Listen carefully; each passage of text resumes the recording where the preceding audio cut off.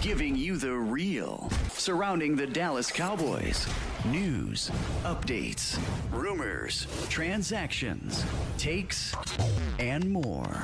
So strap up, Cowboys Nation, and start your day off with your host, Skywalker Steele. 3, 2, 1. Here we go.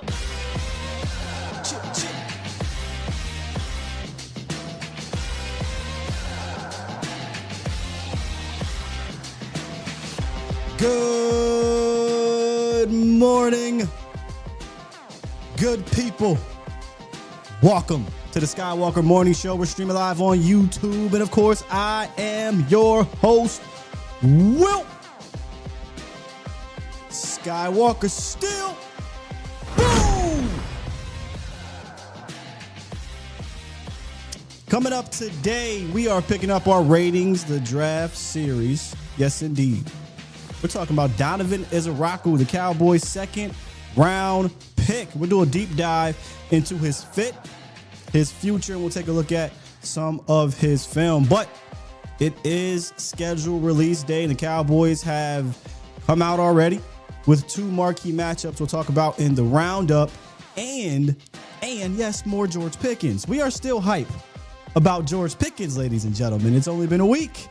We haven't had this kind of news in Dallas Cowboys land in a long time. So we got a little bit more George Pickens for you in the roundup. Stephen Jones speaks on George Pickens. His former teammate speaks on George Pickens, who pretty much, if you listen to this, and we will, debunks a little bit about what you've been hearing about him coming out. And we'll take a little bit more look into that. But the meat and potatoes of the show, the Cowboys juiced up their pass rush in the second round with our guy, E-Rock, Easy E, whatever you want to call him, Donovan Ezeiruaku, with a great value pick in that second round. And if you're listening, you could probably already know where I'm leaning at, right? Where I'm leaning at for that value rating. So we got value, year one impact, and long-term outlook. Should be a good one for you guys. But what's good? Bomb Squad. Bomb Squad! We back. Good morning. And for my Dallas Mavericks fans, how are you feeling over there in Dallas Mavericks land after landing the first overall pick? I got to press this button. Listen, I'm not in Dallas anymore, so I don't have to adopt the Mavericks. But if I was in Dallas, I'd be hyped too. And yes, I do think it was rigged.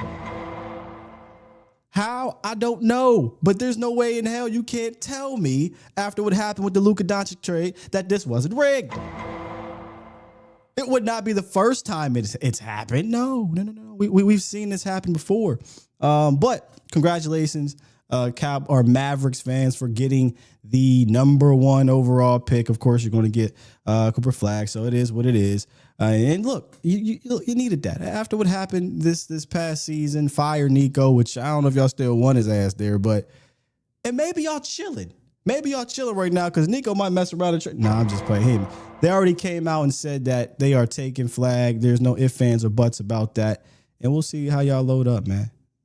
Yeah, common sense lab. I dipped out of there. So I don't have to adopt the Mavs no more, but when I was down there, I was rooting for them. Really was. Now look on my Lakers, so you gotta love that.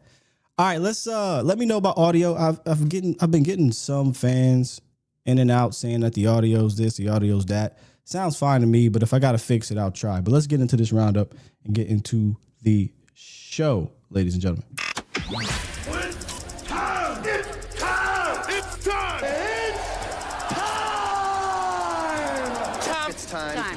It's time. It is time for. It's time for the morning roundup. Round 'em up, boys. Let me talk to you. Let me talk to you, Cowboys Nation. So today is the NFL does this big, right? NFL, big money. Everything has to be dramatized. Even the schedule release. I mean, unbelievable. But that's where we're at. It's big business. And of course, over the years, you usually get people trying to, leak the schedule. It's kind of fun to watch from a distance, but I really do not care to go hard to leak the schedule. When the schedule comes out, it comes out. However, it's kind of fun just to watch and see people try to piece this whole thing together. Well, there's two marquee matchups the Cowboys fans don't have to try to piece together. The NFL has come out and said that they will open up against the defending Super Bowl champions, Philadelphia Eagles. And then on Thanksgiving, they will get the Kansas City Chiefs. So they will get the last two Super Bowl champions, one to open up, and then on the biggest, in my opinion, Cowboy game of the year, TV-wise, Thanksgiving. And I was thinking about this.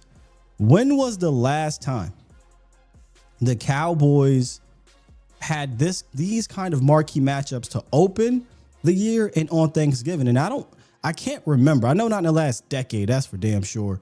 I went back and looked at the Thanksgiving games, and you don't really have to go back and look. You can think about it, right? The last half decade, 5 years, they've been duds. The matchups have been duds. You've been getting, Washington, and you've been getting the Giants, the Raiders. It's just not great matchups. Now they've drawn, right? Because it's the Dallas Cowboys. They have drawn, but now you get the Kansas City Chiefs. I believe this will be the first game Pat Mahomes comes to Dallas too. Big matchup.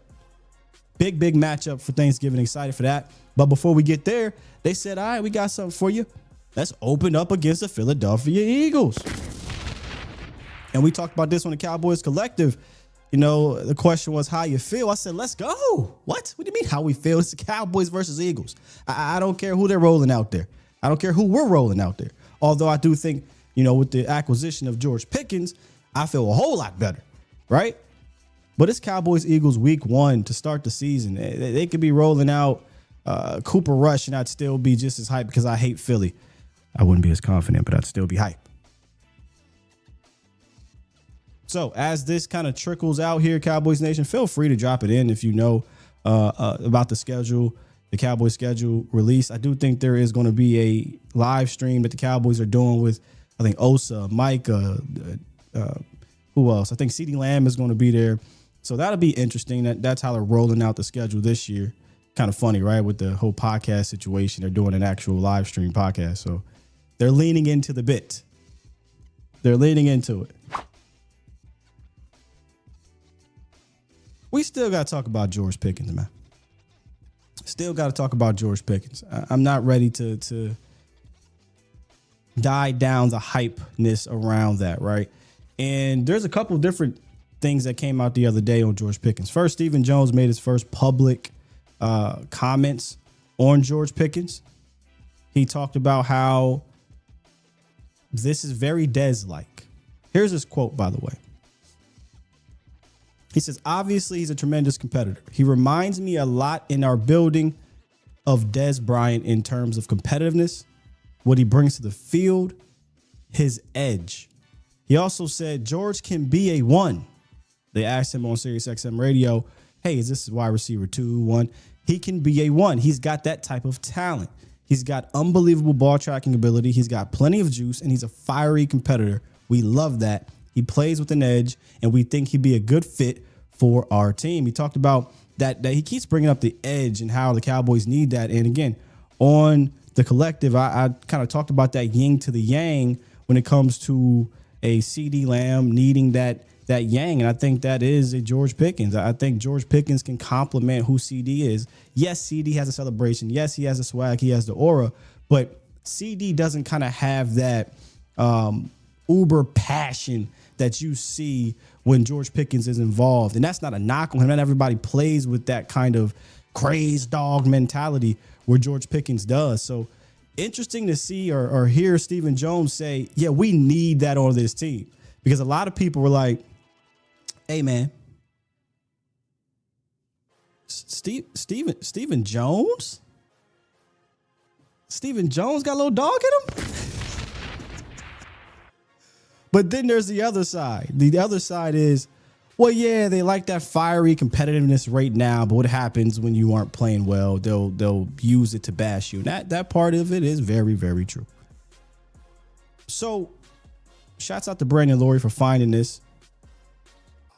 George Pickens' former teammate, a leader in the clubhouse, by the way, Cam Hayward, was asked about the trade. I'll just let him talk about it. obviously no one cares what I think about this. What do you think about it as a player? Shocking news as a fan. I will say that. I don't know if you knew anything about this, but as a fan, I was very surprised. I didn't know anything about it. I think in my position, didn't expect to know. I woke up the next morning and he had been traded. Was I surprised? Yeah, but, the game is the game. And, I know it benefits both teams. We get another third-round pick. They get a wide receiver to go along with CD Lamb. Would I've liked to see George and DK play together? Yeah, but hopefully there's something in the works. I don't know. Cam said, man, hopefully there's something in the works. I don't know. I don't know what they doing over there in Pittsburgh, ladies and gentlemen. I'm not sure what's happening here. I was looking forward to seeing, DK Metcalf and George Pickens play together. But look, we got a 3rd round pick. They got a wide receiver to complement CD Lamb. And hopefully something's in the works. That is locker room leader Cam Hayward. All the buzz surrounding George Pickens coming out of Pittsburgh is, hey, man, they wanted him out of there. He's a locker room cancer, right? And I say the buzz, I mean certain media members. I'm not familiar with their game, meaning the Pittsburgh media. So if we got people that live in Pittsburgh, shouts out to you if you're here. I'm not familiar with their media. I don't know if they do like how the Cowboys do, but I do find it very interesting that, with George Pickens now gone, you're hearing these type of things. Not saying that some of this wasn't talked about last year, but I know to this extent it wasn't. Just the public, hey, he was fined, or you see him get upset on the field, or not even upset. You see him just do some wild stuff, like he literally tried to bite somebody's face off in the Washington game. It looked like he's mushing. Who was it? Who was our cornerback at the time? Jordan Lewis. Things like that. But the locker room thing. And you heard Peter Schrager come out and say, there's people that he's not an issue in the locker room. He's actually loved in that locker room. Feel like if he was a huge problem in that locker room, not everybody's going to like you, but if he was a huge problem in that locker room, he was so divisive, he was such a cancer, the leader of the team, wouldn't have went on public or on a podcast in public and sounded like, to me, he was a little bit like down on a trade. He was looking forward to seeing those two out there. I don't think he would have said anything along the lines of, oh, man, I hope something's in the works. AKA, we just lost a really good player. I hope they do something to replace him. So, like I've said before, when the trade first went down, everything's gravy right now, as it should be. But once there is some turmoil, that's where my ears are going to perk up and I'm going to be paying attention to see just how much he has matured. And he talked about that, his growth, right? If you go listen to the call now that it's out publicly, if you go listen to the call, he talks about his growth. You hear actually the growth, and he understands what's being said about him and what he is, or who he is, and what he has to do to be a better person and a more mature person. Again, more immaturity to me than anything, y'all. More immaturity to me than anything. What's up with y'all in chat, though? Something I forgot to bring up at the beginning of the show, which I've seen some of y'all have already done it.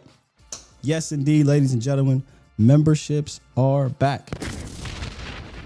And I decided to have a little fun with it, man. I created an emoji, and I'm going to try to make this a little bit more fun now that this is Skywalker Unleashed and we're not over at the other place, right? So if you do want to join, you can join up and become a BSI member, which is a Bomb Squad Insider. I will try to make sure this is more easily accessible to you guys. If you're not familiar with how to become a member, you can go, if you're on the computer, click on the main page. It'll say join. If you're on your phone, obviously click on the show, go to the main page. You can also join. That way, we'll have the emojis popping. This one's the do-rag sky emoji. We'll have some beige rage emojis. We'll do some more fun things. We'll go behind the scenes with some things. We'll have members only chats. We'll have members only type of post. And, if I'm down in Dallas, there'll be some things. If I'm back down in Dallas, we'll do some things with the members as well. So how do you sign up? You sign up. You just have to go literally right onto the main page. If you're on Twitter, if you're on YouTube on a computer, it'll say join right below everything. And if you're on your phone, do the same thing. Just click on the link to the page or to the channel and just hit the join button and sign on up, man. Appreciate you guys. And what I'll do, because I know these things can be a little weird, I'll screen grab how to become a member and show it on the show so we can do it. But they are open, and I will get back to pushing that a little bit more and having some fun with it. So appreciate those who have joined. Let me see. Toxic became a BSI member, Bomb Squad Inside, and I think Miss Sadiqa did. T Jack has joined. Matt Lennox, appreciate you, Matt. My guy David J became a Bomb Squad member, and we'll get some supers a little bit later. And I think Miss Sadiqa, yes, Miss Sadiqa became a Bomb Squad member as well. So appreciate y'all who have joined already. We are going to have a lot of fun with this. Garrett Randall is a Bomb Squad member. Darren Posey, or Bomb Squad Insider, ladies and gentlemen. That's what it's going to be called. Only one level right now. As this thing continues to grow, we will grow more levels and open up more perks to becoming a member. So appreciate y'all. It's another way to just support the channel as we go, you know? Professor O said, easy way to get a membership, just click the member icon at the top of the chat. Yes. Appreciate that, Matt, for making this a little bit more accessible for them. Thank you. All right, let's move forward here and talk about our second round pick, because with the George Pickens news, I feel like the draft has kind of taken a back seat, rightfully so. Right? Like rightfully so. This is not some little news that just happens and you just move along like some people want you to do. Nah, man, this is genuinely something that is exciting. You're allowed to be excited about. Obviously, there's more things that need to happen, but we don't get this a lot in Dallas. So yes, you can be happy about it, you can be excited about it, but yes, there is more business that needs to be handled. But let's not forget about how well they did in the draft, in my opinion. Specifically, I think at the top of the draft, and with a guy like Donovan Ezeiruaku, ladies and gentlemen. Hello? Donovan. Yes. Will McClay with the Cowboys. I got somebody who wants to talk to you. Hold on. Donovan, Jerry Jones. How you doing, Mr. Dallas Jones? Cowboys. We're happy to have you. Okay.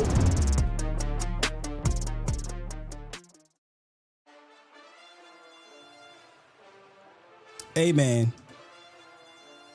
When the Cowboys selected Donovan Ezeiruaku, I was a little bit surprised, and not in the fact that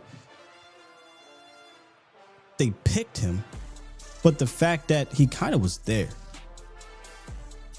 If you go look at everything around Donovan Ezeiruaku heading into the draft, he seemed like a guy that was going to be selected at the end of the first round or at the beginning of the second round. The odds of him really slipping that far seem, and I say that far, it's 44. So you're still a top 50 pick. I didn't think it was going to happen, to be honest with you. And I think this was the selection for me where I said, okay, they're definitely not playing around about BPA. Let's get to know Donovan Ezeiruaku a little bit more. He is Philly born.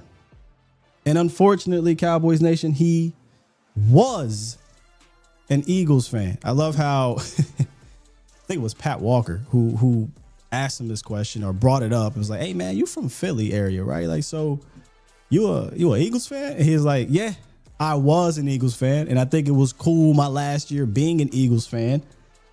They won the Super Bowl. No, it ain't cool. Okay. You ain't even allowed to say that no more. But what I appreciate about Eazy-E is that he said, I'm no longer an Eagles fan. I appreciate that. He made that public. In fact, his fam, from my understanding, I think his uncle or somebody, which, let me just look at y'all real quick.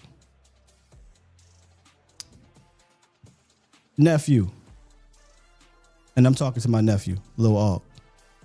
If you become a professional athlete, a football player, and you just so happen to get drafted by the Eagles, I love you to death. But hell no, I'm not changing teams. I'm so sorry, dog. I will root for you when you ain't playing the Cowboys. I will root for your successes. I hope you do great individually. I hope you, let's say he's a running back. I hope you rush for 1,800 yards and the Eagles go 2-14. Well, 15 now. But they said it. He said his uncle threw away the Eagles stuff, changed his man cave. Oh, you crazy, Unc. Unc crazy. I'm not doing none of that for nephew. I love you to death, Neff. I love you to death. I'm not switching up to the hated Eagles. Yeah, out your mind. No, sir. But, hey, man, that's how much they love Eazy-E. Salute to Unc, because I damn sure ain't doing it. So, Donovan Ezeiruaku ended up being a multi-way athlete on the football field. I think he played like receiver and tight end or something like that, and then everywhere on defense, and ended up getting some offers from a lot of different places, including Harvard and Princeton. And the reason why I think that is so interesting is look, of course, he's not going to go play for Harvard and Princeton if he's getting, huge D1 offers from big time schools, right? Like Boston College and others.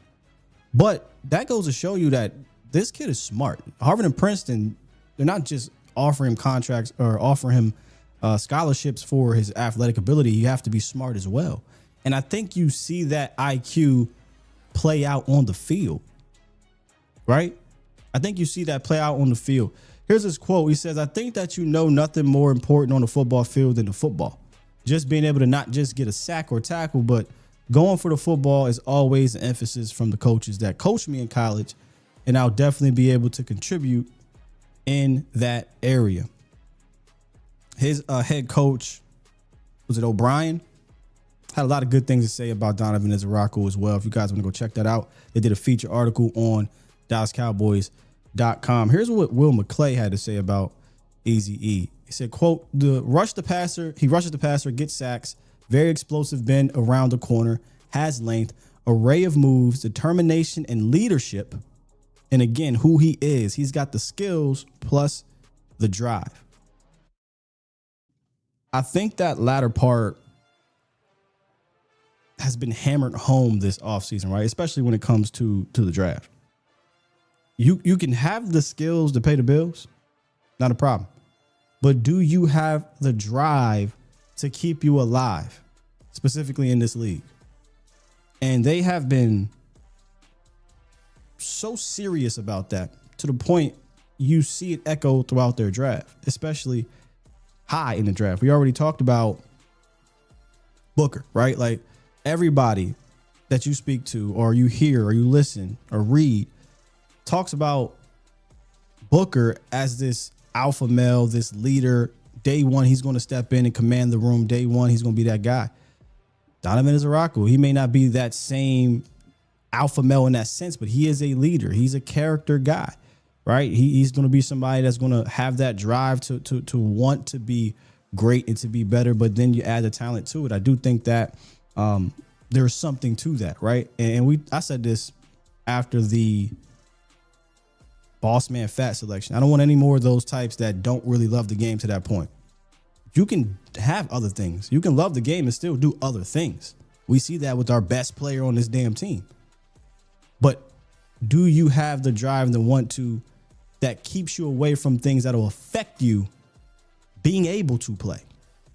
And there's a couple second round picks of the Cowboys just have not been able to hit on. That's been their kind of Achilles heel round. They'll either go way too left in regards to being, hyper risky. The Randy Gregorys, the Tristan Hills, the red flag guys, right? Boss man fat, and then Sam Williams, or they'll go super conservative and get a Luke Schoonmaker.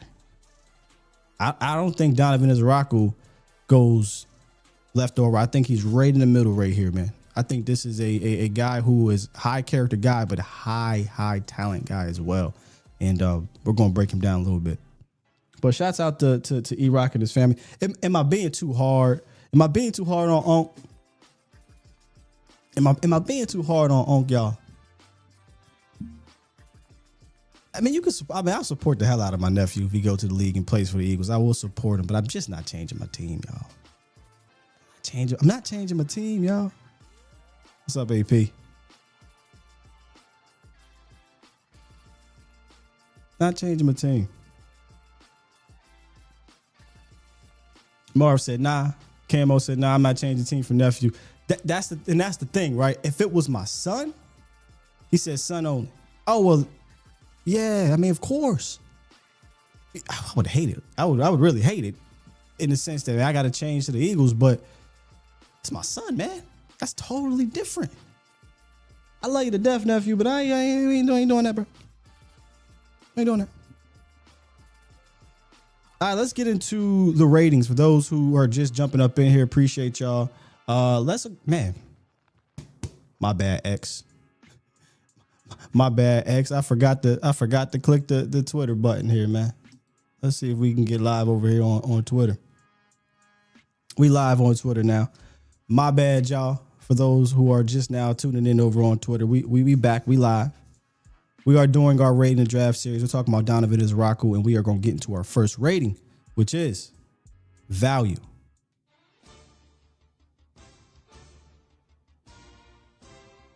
Yeah, man, I'm giving this all the way 5. All the way 5. We're talking about a versatile, physical, highly productive edge defender in the second round. You don't normally see these type kind of fall that far. But again, it was pretty decent edge class at the top. Easily could have been a back end of the first round pick here. E-Rock's going to give you a relentless motor, violent hands, and he's a high floor pass rusher. Let's kind of get into some of the things that I did see via the film.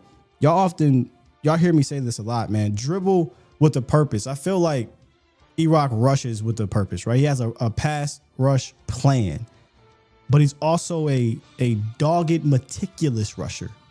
He's going to have a counter. He's going to have a second move, a third move. He's not giving up on the play. That motor is going to run hot. Do I think he's your prototypical 4-3 down lineman? Nah, not size-wise, right? But he's got some juice off the edge. He's got long arms. He has a pretty good get-off mixed with a nonstop motor. And he plays with bad intentions. That's something I love to see from any football player, offense or defense. He uses that length like a weapon, very long arms. Right? I think it was top 10 in the draft with arm length in regards to that position. And then he pairs it up with aggression to level the playing field against those bigger offensive linemen. Yes, I've seen him get caught up in the wash from time to time. And a lot of that was when they would use him as a stunt man. And I think he's got to be the stunt guy that gets free, right? When they've tried to make him be the guy to free up the other rusher, it doesn't often work out. That's kind of what I noticed via the film. But I think he can slip blocks, he creates disruption, and he lives in that damn backfield. Then he had something like 21 or so tackles for loss in 2024. That's not just living in the backfield. That's buying land back there. That's what Donovan Ezeiruaku can do.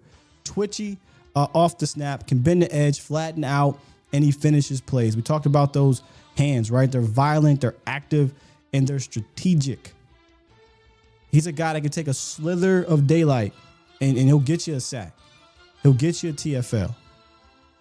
Now, is this a perfect pass rusher? Nah. I mean, none of these guys are. I'm sure there are things he has to iron out from a pass rush standpoint, but you can easily see where the foundation is. It's all there. It's all there. He's got real 3-down ingredients is what I call it. Real 3-down ingredients. And when you pair it with his character, you can see why they're excited, man. You can see why they want to get this kid in the building and let's go. Now, where I do worry about Donovan Ezeiruaku, especially early on, is if offensive linemen, get up on him, he can be moved pretty easily. He's not a big guy. He's talking about 6'2", 248 roughly. I don't think he wants to get involved in confrontations in a phone booth right now, right? But keep him as a wide edge as opposed to a tight edge. And when you're talking about a run game, I don't think he's a net negative because of that size. I think he's a high IQ run defender. He's a high motor run defender. He's very disciplined. But again, I would much rather see him be more used as a wide edge as opposed to somebody that's playing more down the line like you would have seen with DeMarcus Lawrence, who, a lot of people are calling E-Rock the DeMarcus Lawrence replacement. And I'll say this. He's the D-Law replacement in the sense of that's who he'll literally replace long term. I think he has the potential to be a much better. I say much better. D-Law had some years when he was a pass rusher, like a really high level pass rusher production wise. But I do think he has, over the long period of time, he can be a more consistent high level pass rusher as he builds on being what D-Law was as a run defender. I don't think he's apples to apples a replacement, right? I do think right now it's apples to oranges comparing the two, but I think he has the ability to be a balanced edge rusher opposite of Micah Parsons. I look, let's just be real. D-Law was more one-dimensional on his way out of Dallas. He wasn't that prolific pass rusher. As much as, the fan club wants to say he wasn't. It is what it is. He could get some disruption. He could cause some pressures, but he wasn't the same 11 and a half, 14 sack guy that he was earlier in his career. I think Donald's going to give you more from a pass rush early, and he'll add as he continues to get stronger because he's already smart. I think he plays the run at a high level from a smart IQ, football IQ standpoint. But physically, you do see sometimes power can get him. And that's just going to come with being a grown man, right? It's going to come with having that grown man strength, getting in the weight room, putting on that off-season peanut butter. And I do think he'll hold up as the years go on. But value-wise, you got a guy who has a deep bag and he has 3 down ingredients, and you got him at 44, 5 stars. E-Rock in 5. What y'all got for value, Cowboys Nation? Professor O says, he said 5 do-rag. Hold on, you know what? So Restream doesn't show the emoji. Let me go see this emoji real quick. Yo, it does look kind of cool. I bet. I'm going to make some more emojis for y'all. I like that one. Appreciate you, Professor O. Bomb Squad Insiders. I like the emoji. It looks pretty cool. I'm going to definitely have to make some more emojis for you. Appreciate you, Wayne Wright. For those who are joining up on the membership, thank you. AZ gives it a 5. Sin City 5. Sir gives it a 5. Lawrence, Camo. I mean, everybody, right? Everybody's giving this a 5 here. Everybody's giving this a 5. I think that's fair. Mel said they're going to come for me. Oh, because of the D-Law? I mean, I like D-Law. I think, look, D-Law was good for the Cowboys, but at the end of his career, Mel, it's just reality. He wasn't that same prolific pass rusher as he was. He was a dominant run defender in a sense, probably the only dominant one you had, but he wasn't the same pass rusher. Come on, man. Land Lord from Alabama dropped 5 and said, "What's happening, Sky? So this where you been hiding?" He said, "Over and under for easy sacks as a rookie. Hold tight. We're going to get to the year 1 impact. Might surprise you guys a little bit, but I need y'all to hear me out. Yeah, this is where I'm at, though. For though, and I noticed there's some people that said they couldn't find me. My bad. If you're over on the other side, if you're still with the A to Z side, I'm over here now. No longer there, and this thing here is growing, so appreciate y'all. Wouldn't be able to grow without your help, and wouldn't be able to grow without guys like my man Los. Let's talk to Los real quick. What's good with you, man?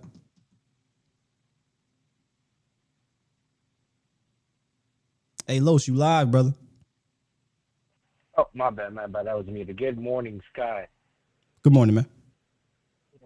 Hey, man. Hey, how about them Dallas Stars, man? Oh. Hey. I thought you were going to start with the Dallas Mavericks getting the number 1 overall pick. But, yeah, the Stars are doing their thing, too. Yep. Yeah, hey, man, it's a lot of great things happening to the city. You got the Stars getting trade acquisitions in the playoffs. They're contributing. You got the Mavs fucking rigging that 1.9% chance. I don't know how the hell did that happen, Sky. That's a rig, bro. They literally gave Nico, hey, I don't know if you can do that thing, but that voice thing where you're calling on the phone like, hey, this is Nico. You did that wire transfer come through? All right, cool. Got you. I got you. Act surprise. Yeah, man, come on. Yeah. And then you got the WNBA, Paige Baker. Yeah, that's right. And then Rangers. So it's some good things happening for the city. And then, of course, Cowboys looks like going back to football. So it's good things happening, Scott. Good things happening for Dallas. hopefully with that happening, we can finally raise the Lombardi Trophy too, because it's been too damn long. But to my point, Sky, and I'll leave you to it. I think Donovan, as you said, will help tremendously. And something I think you mentioned, Sky, you watch and the other great content creators about the Cowboys is Sam is under a microscope. And I hate seeing injuries be a big part of that, but you just can't keep going on the field and off the field, and it takes time to get to your high ceiling coming off an injury. And let's be honest, he's part of that coaching staff regime of like the McCarthys and I forgot who else was before McCarthy, but you get to my point, right, Sky? Yeah, well, he was picked under McCarthy, but just like Mozzie Smith, he's going through multiple defensive coordinators and D-line coaches too, which a lot of these guys are. But when you aren't a Micah Parsons or at the time a DeMarcus Lawrence, I do think the sponsors matter, because none of these other guys have been consistent enough to kind of be coach proof. And Sam, while he has the talent, he's got to go out there and he's got to stay on the field, obviously be healthy, and he's got to produce, because we're going to get into it here in a second. The room is a little crowded, and that could affect somebody in this room moving forward. Exactly, and I want him to be successful. I want Leland to be successful, and I definitely need Micah to be successful. Point is, the pass rush room has to contribute in order for the lofty goals of this team. And I really think this pass rush, if it is what I think it can be, I think this defense could be in that top 5 category and just creating pressure as a team. And let's be honest, Scott, we need it. Until that secondary can become the dogs healthy again, we know Bland is the only true healthy corner coming into the season. Rebel's going to have his true rookie growing pains. Let's be honest, he's a dog, but he's going to have to have those growing pains. And we lost Lewis, so we'll have to see how we attack, that slot. But I'm pretty sure, I think the Cowboys are going to put Rebel at, right away covering the Truex. And we'll see how he holds up, but we'll see. But that pass rush is going to be major important for this defense. True. And that's all I got, Sky. No, that's a great point, man. Appreciate the call. Good call, Los.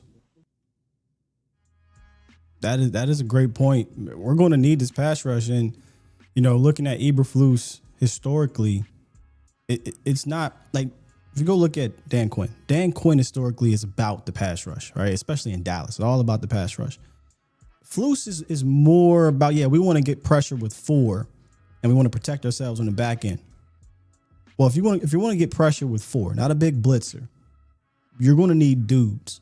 And right now, I think there's potential, obviously, that Micah Parsons is that dude. And then there's some DPR types, more just straight up designated pass rusher types. But is there a down in, down out dude that's not named Micah Parsons that you firmly believe can be that guy, not just 2025 and moving forward, but moving forward? I do think there is a deployment that I like. There's a rotation that I like about this, but I don't think Flus is going to be blitzing a lot. So there's going to be times where you're going to need Nealon when he's out there. You're going to need E-Rock when he's out there. Sam Williams when he's out there. You got to play up, all right? You have to play up, because you're not going to stun a whole lot. He's not going to blitz guys a whole lot. They're going to be requiring you to get it done. Q was going to do a whole lot of things to make sure that pass rush was turned up to 10. I don't think Flus is going to do that. So these guys got to step up, which kind of brings me to the second part of my ratings in regards to Donovan Ezeiruaku, and that's the year 1 impact. And I don't want y'all throwing no damn tomatoes at me. Y'all got to hear me out with this one, okay? This isn't bad. I'm giving it a 3 stars, and I'm not giving it a 3 stars because of his talent. I'm giving it a 3 stars more so because of opportunity. Okay, he's stepping into a crowded edge room right now. Micah Parsons, Sam Williams, Dante Fowler, Marshawn Nealon. We're talking about an all-pro, a guy that they dedicated, some of their highest amount of money for 2025 in Dante Fowler. Marshawn Nealon, who's a second-round pick last year, and Sam Williams, who probably is the one that he's really fighting with, in the sense of, hey, he could be out of here after next year, and I think he will be. So it's just a situation where the snaps. It's the snap count. And if he's not going to be getting a whole lot of snaps, which he may, but early on, I don't know. I have to kind of be on the cautious side here and give him 3 stars. But make no mistake, I think he's going to find his lane. I think he has the pass rush instincts that are just too good to not have a role. I think he will. I think he'll have an immediate role, but I think that could be more as a designated pass rusher. And actually, I think that's a perfect way to break him in. I think that's a perfect way to break him in. Let him do what he's best at. That's pinning his ears back and going on the hunt. I think you need a steady rotation in the NFL. We talked about that, right? And if you can unleash him from a situational standpoint, I think it makes a bigger impact on limited reps. So the value goes up even more, right? One of those similar to Jalen Blue, right? Where I said, Blue can be a low volume, high impact guy. I think this could be said for Dono early on. But the beautiful thing about him is that he's in a room that, yes, is crowded. A lot of those guys aren't Flus's guys. So if he shows any slither of being a dude that needs to stay out there, I don't think it'd take long for him to get out there. But let me remind you, the defensive rookie of the year only had 4.5 sacks. So my man landlord asked me, over and under on sacks. Listen, I love E-Rock. I do not think he's the player that Jared Verse was coming out. And Verse was more than just sack guy, right? But we're just talking about sacks. Verse was a high pressure guy too. I think he was like top 5 or something like that. I don't think Donovan Ezeiruaku will even get enough snaps to be a top 5 pass rusher. I don't think he'll get enough snaps to be a 10 sack guy. So you're talking over under. One of the better young pass rushers in the league, defensive rookie of the year, only had 4.5 sacks. So if we're going to put an over under on E-Rock's sack total, I would say 4.5. I would go there. And mind you, we're talking again, Micah Parsons, Dante Fowler are going to be on that field a lot. And he doesn't have the size to be hey, Marshawn, we're going to slide you in a 3 tech and we're going to, with Osa, and we're going to deploy the what did Vach call it? End game. We're going to deploy end game. We're going to deploy the NASCAR package. I don't think he has that size. Although Boston College, they stood him up. They put him at the second level at linebacker and had him blitzing. I just don't see Eberflus doing that.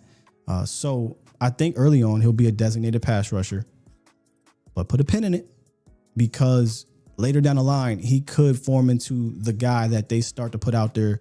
His snap count might go from 35% of the snaps, 40, 45. And next thing you know, week 13, he's getting upwards of 65, 70% of the snaps. So rookie impact, low on the conservative side here.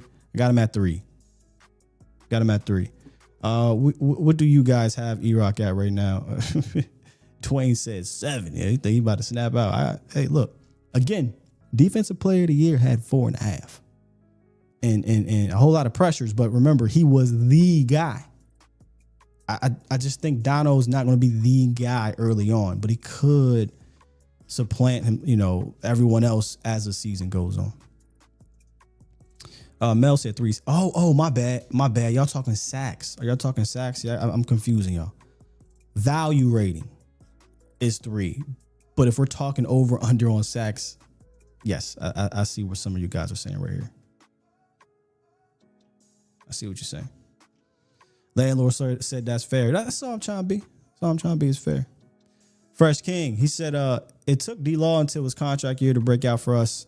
Same may be the same for Sam.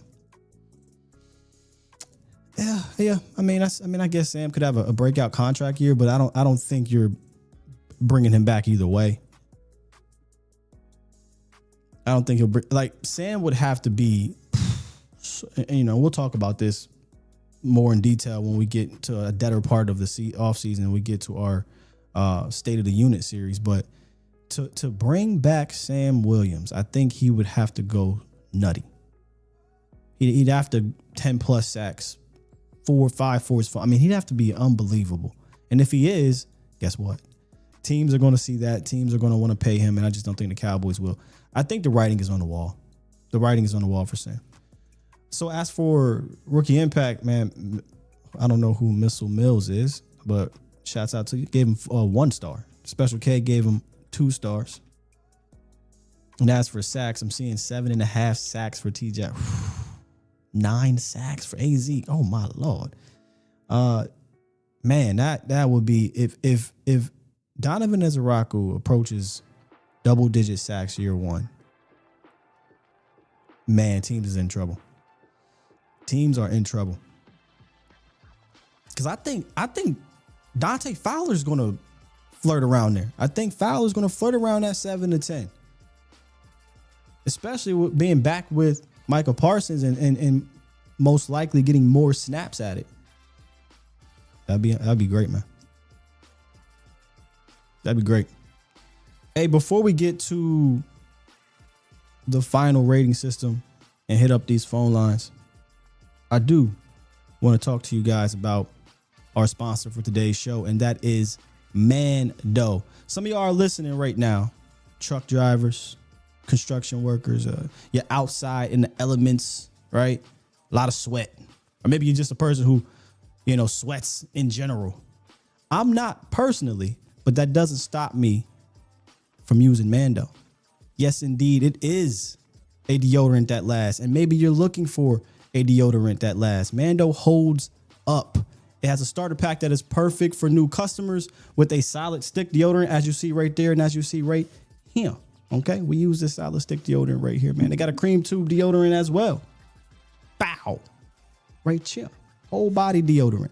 And if you do get the starter pack, you get 2 free products of your choice, either a mini body wash or the deodorant wipes. And I like the mini body wash because it has that bourbon leather smell. So if I were you, I'd get the body wash, me personally. I think it's more bang for your buck. And if you do want to save on your Mando products, hit up shopmando.com. Use the code STEEL, STEELE. You get 40% off your starter pack, and new customers get $5 off as well. That's STEELE at shopmando.com, shopmando.com. Support the show, y'all. When you go over there and you do use this code, let them know that Skywalker Still sent you. Smell fresher, stay drier, and boost your confidence from head to toe with Mando. You're listening to Skywalker Steel. Do it live! At some point, hoping to broadcast In front of the millions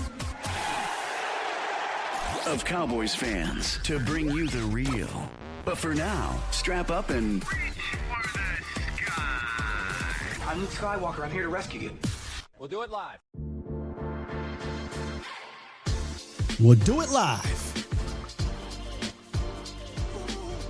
Shouts out to Mando. Shouts out to everybody in the chat. We got about 1,000 in here between X and YouTube. Do me a favor for those on YouTube right now. Simple. Hit the like button, right? And if you are friends with many Cowboy fans that are not familiar with the show, share it. Share it on your Facebook. Share it on your Twitter. Share it in your group chats. All that good stuff. We are trying to build this thing back up. Not just to where it was with the previous regime. All right? But better. But better. Talking about our Cowboys second round pick, Donovan Ezeiruaku. Man, fun film to watch for real. There's a play that I put out on Twitter last week where, it's also in the highlight. Shouts out to Vach for providing that, where he's just beating that Pittsburgh tackle like a drum. He has this weird, I don't want to call it weird. I shouldn't use weird, but first of all, he dominates these tight ends. It's silly to put tight ends on him, but they try to put a tight end on him. Got a nice little chip, but he didn't let that chip affect him, and he had this dip. And when he dips, man, I said it on Twitter, he put too much dip on his chip, but in a good way. He dips, and the tackle literally olays and he didn't touch him. Just straight falls on the ground. Like, you don't really see that a lot. Usually when somebody dips, a player dips like that, yeah, they miss, they whiff.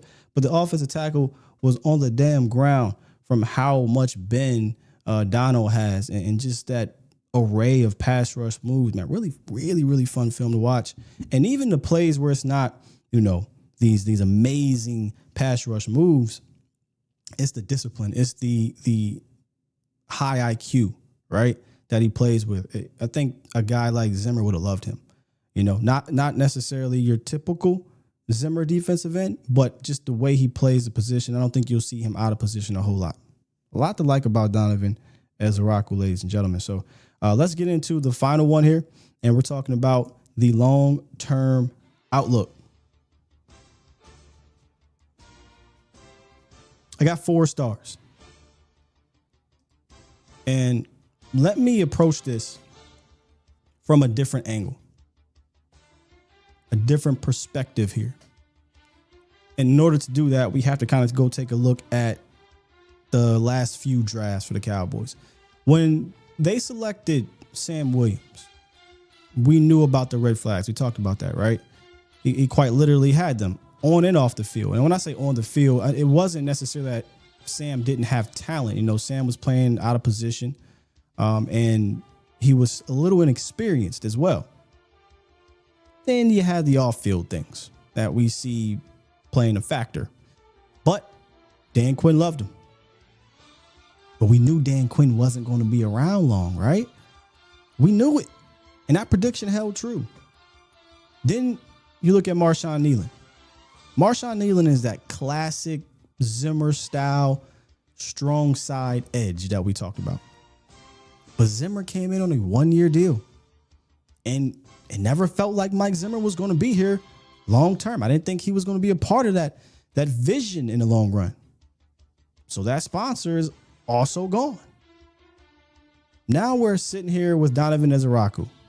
Well, Sky, same thing, right? I don't think so. I think between the three, not only is he the most productive coming out of college, but I think he's the best pure pass rusher of the three. And now he enters a defense that'll be led by Matt Eberflus. And let's be honest, I don't think Flus is going to be a head coach anytime soon. Maybe not ever again, but I don't want to deny Matt Eberflus potentially being a head coach.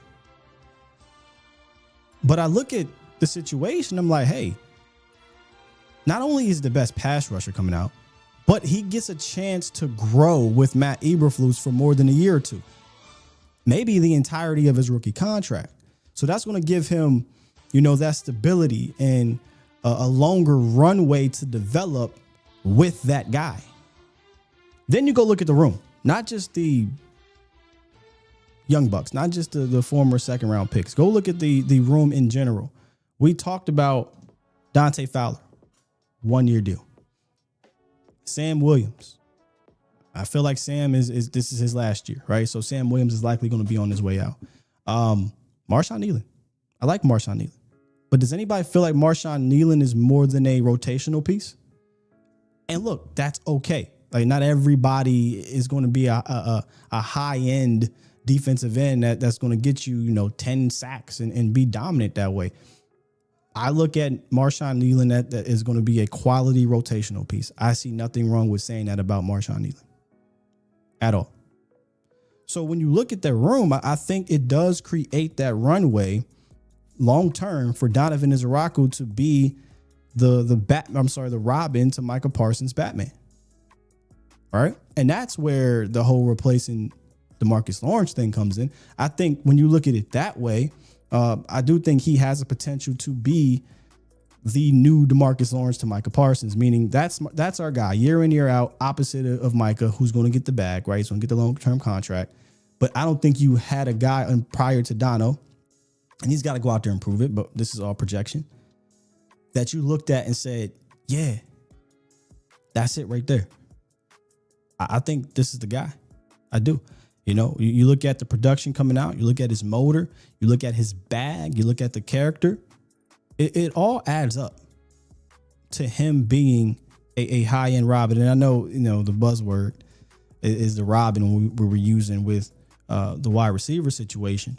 But I do think you have a more Batman, Superman type of deal going on there. In this situation, I think this is definitely more Batman Robin. And I think Dono can be that high quality Robin to Micah Parsons Batman for sure. So I got 4 stars. And you say, well, why not 5, Sky? it's always just that weird.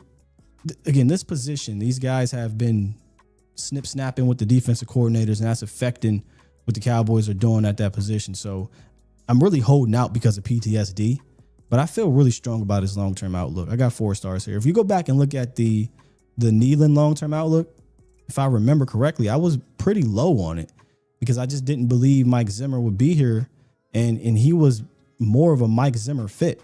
And if it wasn't going to be Zim, it had to be somebody that would be Zim-like. So I was a little bit lower. This one here, I'm higher. I got 4 stars. Which I got, Cowboys Nation.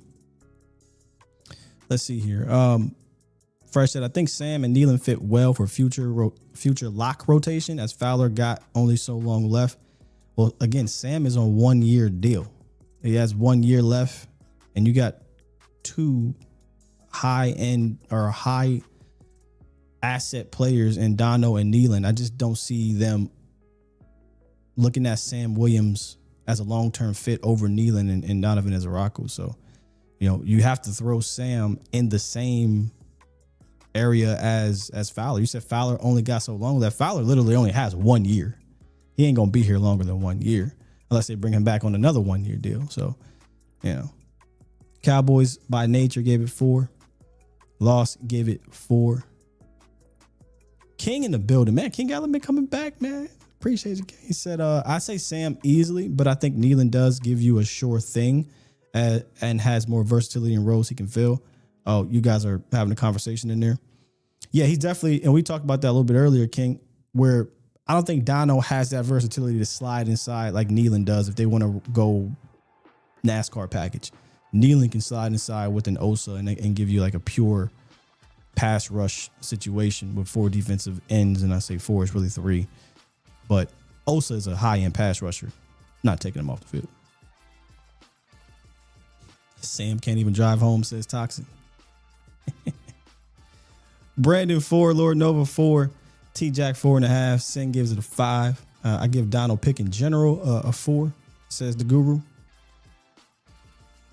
Cam said if Nealon ever gets a pass rush bag, oh my God. Yeah, I don't think he has a deep bag. I think he's a specific type of player, which again, a power rusher, an edge setter, those types are needed, right? They matter as well. I think that's probably going to be his game most of his career. I just don't think he's twitched up enough and has the same burst of a Donovan or obviously a Micah, but he absolutely fits a role that I think he could play pretty well. It's unfortunate he got hurt last year. He came back. He wasn't the same player. No, not say the same player. He showed more, I think, prior to the injury than he did after the injury. But even still, man, you look at this room, and I hate to kind of jump the gun because we're going to come back to this room and really dive into it. I don't want to use the term deep yet because Sam has to, he got us level up. Nealon still a little unproven. And obviously got a rookie, but I think the potential is there for this to be deep. I think it's crowded. That's for sure. And that's a good thing. I definitely think it's crowded and it has potential to be deep and have a very heavy quality rotation. I would feel a lot better, if they did something in between these guys, right? Like the defensive tackle situation, but just pure edge. We got juice now. I don't know if you guys were around last year, especially. In fact, I know a lot of you weren't because some of you guys are new. Shouts out to you. Go ahead and hit that sub button if you can. How many times last year, y'all, did we talk about, man, who the juice opposite of Micah? Who is providing that? How many times? If we look at the film when Micah was out for a little bit and we're like, it is obvious. It's so obvious on film how just there's no explosion. The athleticism took a steep drop when Micah was out. And then I think D-Law was out as well. They got juice now. Dante Fowler, Sam is back. He gives you some juice. Donovan Ezeiruaku gives you some juice. Like, I definitely think they looked at the room short term and long term and said, we got to get some. We already have a Nealon. There's no need to bring in another type of Nealon. If you want to talk about D-Law replacement, that's the D-Law replacement from a role standpoint. From a role standpoint. Edge defender, bigger body, right? When I say edge defender, I mean setting the edge, play the run, etc. Ezeiruaku giving you that juice off the edge. If Mike has to come out, Sam can do some of that as well. Right? We're just talking about in the short term, 2025. Sam can give you some of that as well. So, I might bring on somebody to talk about that edge room when we do break it down. I think this year what I want to do for our series, I do want to involve more guests. Appreciate you, Cowboys 909. Say what's up, Scott. I love the content. Glad you're back. All love from Cali. Thank you. So, one more time for those who may have missed it, man, let's kind of run this thing back for Donovan Ezeiruaku. Our rating the draft, I give his value a 5 without a doubt. I think he has a deep bag with 3 down ingredients, and you don't normally see that in the fourth or in the second round at 44. Those guys usually go in the first, and I know Shamar Stewart may have the size, but I don't think Shamar Stewart's a better player than him, and he got selected in the first round, but it is what it is. And then his rookie impact, I gave it a 3 because I do think it's a deep room, and he could be more of a designated pass rusher early on. Plus, rookie pass rushers just don't have this like high sack total and high impact unless your name is Jared First, right? But these type, when they come into a situation where it's crowded, I feel like he'd be more of a DPR early and he'll work his way into being that starter. It could happen by the end of the year, maybe soon. And then his long-term outlook, I give it a 4. I think he's a high upside Robin to Micah Parsons Batman, and I just think he'll be able to grow and develop a lot longer with Eberflus than the previous guys, because we knew Dan Quinn was out of here sooner rather than later. And Mike Zimmer, it just never felt like Zim was going to be around long term. So that is my rating draft series for Donovan Ezeiruaku. We're going to talk I might do Jay Toia next. We're jumping around. I just really want to hit all these high-end prospects that have the Cowboys have taken. All right, let's get to the phone lines, and then we'll wrap to you guys and get to these supers. But let's talk to 630. You are live. Hello? Yes, sir. You live. Hello? You're live. You are on the show, sir. 630. What's up? Hey, Scott Walker. I've been a big fan of you for a while. I just have a couple of questions, man. So who is going to be your front four? Name your front four on goal line situations and obvious rundown situations. Front four on goal line situations. You're probably going to go Micah, obviously. You're almost never taking him out. Jay Toia, Mozzie Smith. And if you're talking like goal line, you want big bodies up front, right? And then maybe Marshawn Nealon or Sam Williams, depending on who, beats out each other there. And if you want to go super big, confident with that? Go ahead. And you confident with that? Oh, well, I got to see camp, or let's see some, how are they going to deploy the scheme? What are the linebackers like? I mean, it's such a fresh team with the players and the coaching staff. You can't just say, here are the players, are you confident?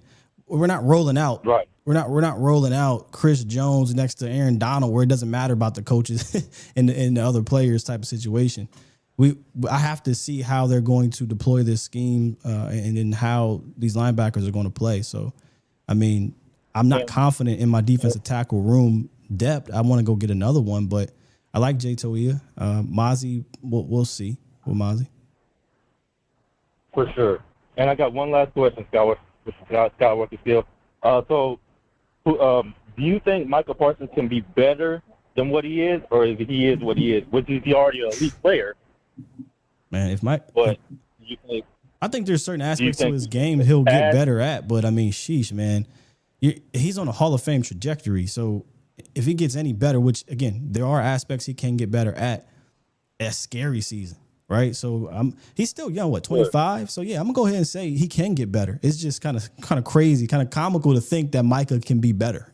Like the only weaknesses I really see with him is his stamina. You know what I'm saying? And his toughness. When I say toughness, I mean, like, you know what I'm saying, when he's going against the best left tackles, best right tackles, you know what I'm saying, they're getting him stuck.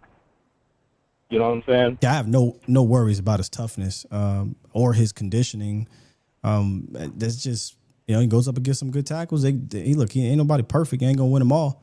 So, I mean, I think if anything, we're talking about him getting better at is against the run, which I think he showed some promise last year. So if we're talking about where he can improve, if he improves that aspect too, I mean, this dude, I guess there is another level he can hit. But in regards to toughness and stamina, no, I don't question that personally. For sure. But yeah, that's all the questions I had, guys. Great to have you back, man. Love the show. Thank you, man. Holla. Appreciate the call. Good call. Man, kind of crazy to think about. Like, it's a hell of a question. You know, is this it for Micah from where he could be, which obviously is an all-pro player, or can he get better? I mean, yeah, like 25 years old. You know, he's going on his third defensive coordinator. If he can get some consistency there and some nuances, right? He's learning from. He's always talking to D Ware. The older I think he gets, the more he'll learn some of these little things. Sure, I guess there is another level everybody can technically hit.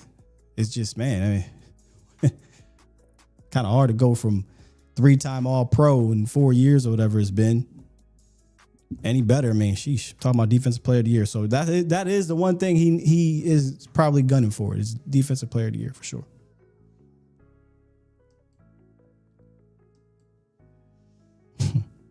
Let's wrap the MJ, man. What's good with you, Marv? We got Maserati, Marv? How you been doing? Yeah, what's up? All right. I'm good, brother. I've been doing fantastic, man. The George Pickens thing lit a fire up under Cowboys Nation, and I think it's something we needed. Yeah, about time. Cowboy Nation. The panicking crew is in May, and they still be panicking. So, yeah, I like what you're saying. I think I picked him at 8 to 10 sacks. But his legs will be fresh. Have you seen this? That guy got one of the best technique I've seen as a defensive end. Yeah, man, he can. He got something. Yeah, he can move, man. I mean, it might move, but he got some tricks up his sleeve. Let me just say that. Oh my God! And all the DNs, even the defensive end from New Orleans got a chance to go somewhere too. So you got 3 defensive ends. If they do good, they're gonna get contracts. What's the first round pick we got from New Orleans? I didn't even include Peyton Turner, but I mean, I don't know. I wasn't a big fan of the signing, but yeah, I mean, I guess he got something to prove too. Maybe he could show something. Yeah, but I'm not. Yeah, I don't even think he's going to make the team, to be honest. Oh, that's your boy. Your boy picked him. Uber. I don't think he's going to make the. I don't know how. I mean, injuries happen, but I just don't see where he fits. We may not make the team. The DNs I picked was him, Sam, the rookie, Micah, and Nealon, and your boy that we got back from the Redskins. Yeah, I don't think they're going to run 7 defensive ends out there, brother. No, I say 6. That's 6. I don't even know if they're going to go that high. Because where are you going to go? 2 defensive tackles? Like, you know what I'm saying? Somebody, man, they got so much depth. It's like ridiculous. Even at the D ends, you got the D tackles, and especially if you make that trade. That's one of the trades I said, or the guy from Detroit. Yeah. And then you also got to factor in the Jets, Solomon Thomas, who can do some big defensive end things too. So I don't know, man. It's gonna be a fight, I think, for that final spot. Yes, like I'd take Solomon Thomas over Peyton Turner if I had to pick between the two. Yeah, he got a 2-year contract. Exactly. Yeah. So he's going to be a part of this equation too, and I think you'll see him do some end things when they want to. In fact, I think one of the callers said, "Who you want to roll out there?" Actually, I changed my mind. Maybe Solomon Thomas you put out there on the edge sometimes. Yeah, sometimes and Micah, sometimes he is gonna blitz him in the middle. He got too many defense in. You can't, man. Sometimes you will rush 5. I'm telling you right now. I do hope if Luce comes in here, he doesn't get too stubborn and says, "Well, we're just gonna plant Micah Parsons on one side and go." He's still such a great chess piece. Like, move him around still, man. Yeah, and because you have to. Because that kid from Boston College is going to get 8 to 10 sacks, I'm telling you right now. and he's going to help. And I'm gonna tell you, in that camp, when I'm out there, them 2 tackles for us, for to get so much heat. By the time the season starts, they should be ready. Because all them DNs, them different type of defense, power, speed. Oh my God, they should be. You talking about the offensive tackles? Yeah. The offensive tackles gonna have their hands full, man. There's no break. Oh, you know what I'm saying? Oh, Micah's off. Here come Dante Fowler. You know what I'm saying? And here come the rookie that got some pass rush moves. He gonna put it on Guyton and Terrence from time to time. God, and Nealon, and like you say, your boy Thomas and everybody, they gonna be like, because I make a trade because I know Detroit. And the safety gonna get number 6. I'm gonna tell you, man, I'll be trying to trade him right now. I'll give him Detroit for that deep tackle. Let's go on, because they're gonna get rid of the deep tackle. So we might make that trade with them. Hey, you take him. They probably don't need a safety. They got 2 really good ones, in Branch and Joseph. But I mean, what about receivers? Oh, they got receivers. They don't need receivers either. Because what you call gonna get beat up by that Oregon receiver? The Oregon receiver is gonna beat 83 out. I'm telling you right now. Yeah, he's got a sponsor in the building. You know. Yeah, and he a dog. So I think that's the thing is, can Holden play special teams, or is he willing to? Because that's where it's really going to come down to. Because it's not like Holden's going to be in your top 3 or 4 in regards to weapons. So that 5-6 is going to have to play special teams. Yeah, and Flo can play special team too. So I think 83 gonna come.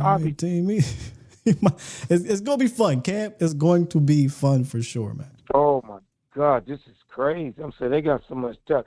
Now the key to corners, if I was gonna start your boy, that's where I'm finna start. I'm in the camp, I'm playing him at corner. Give me a closing statement on Israel. Right. Give me a closing statement though on Dono real quick so we can get to a few more calls here, brother. Oh, Donovan, man, I love him, man. That was the best pick of the year. Everybody's saying it. Everybody's like, man, this dude is cold-blooded.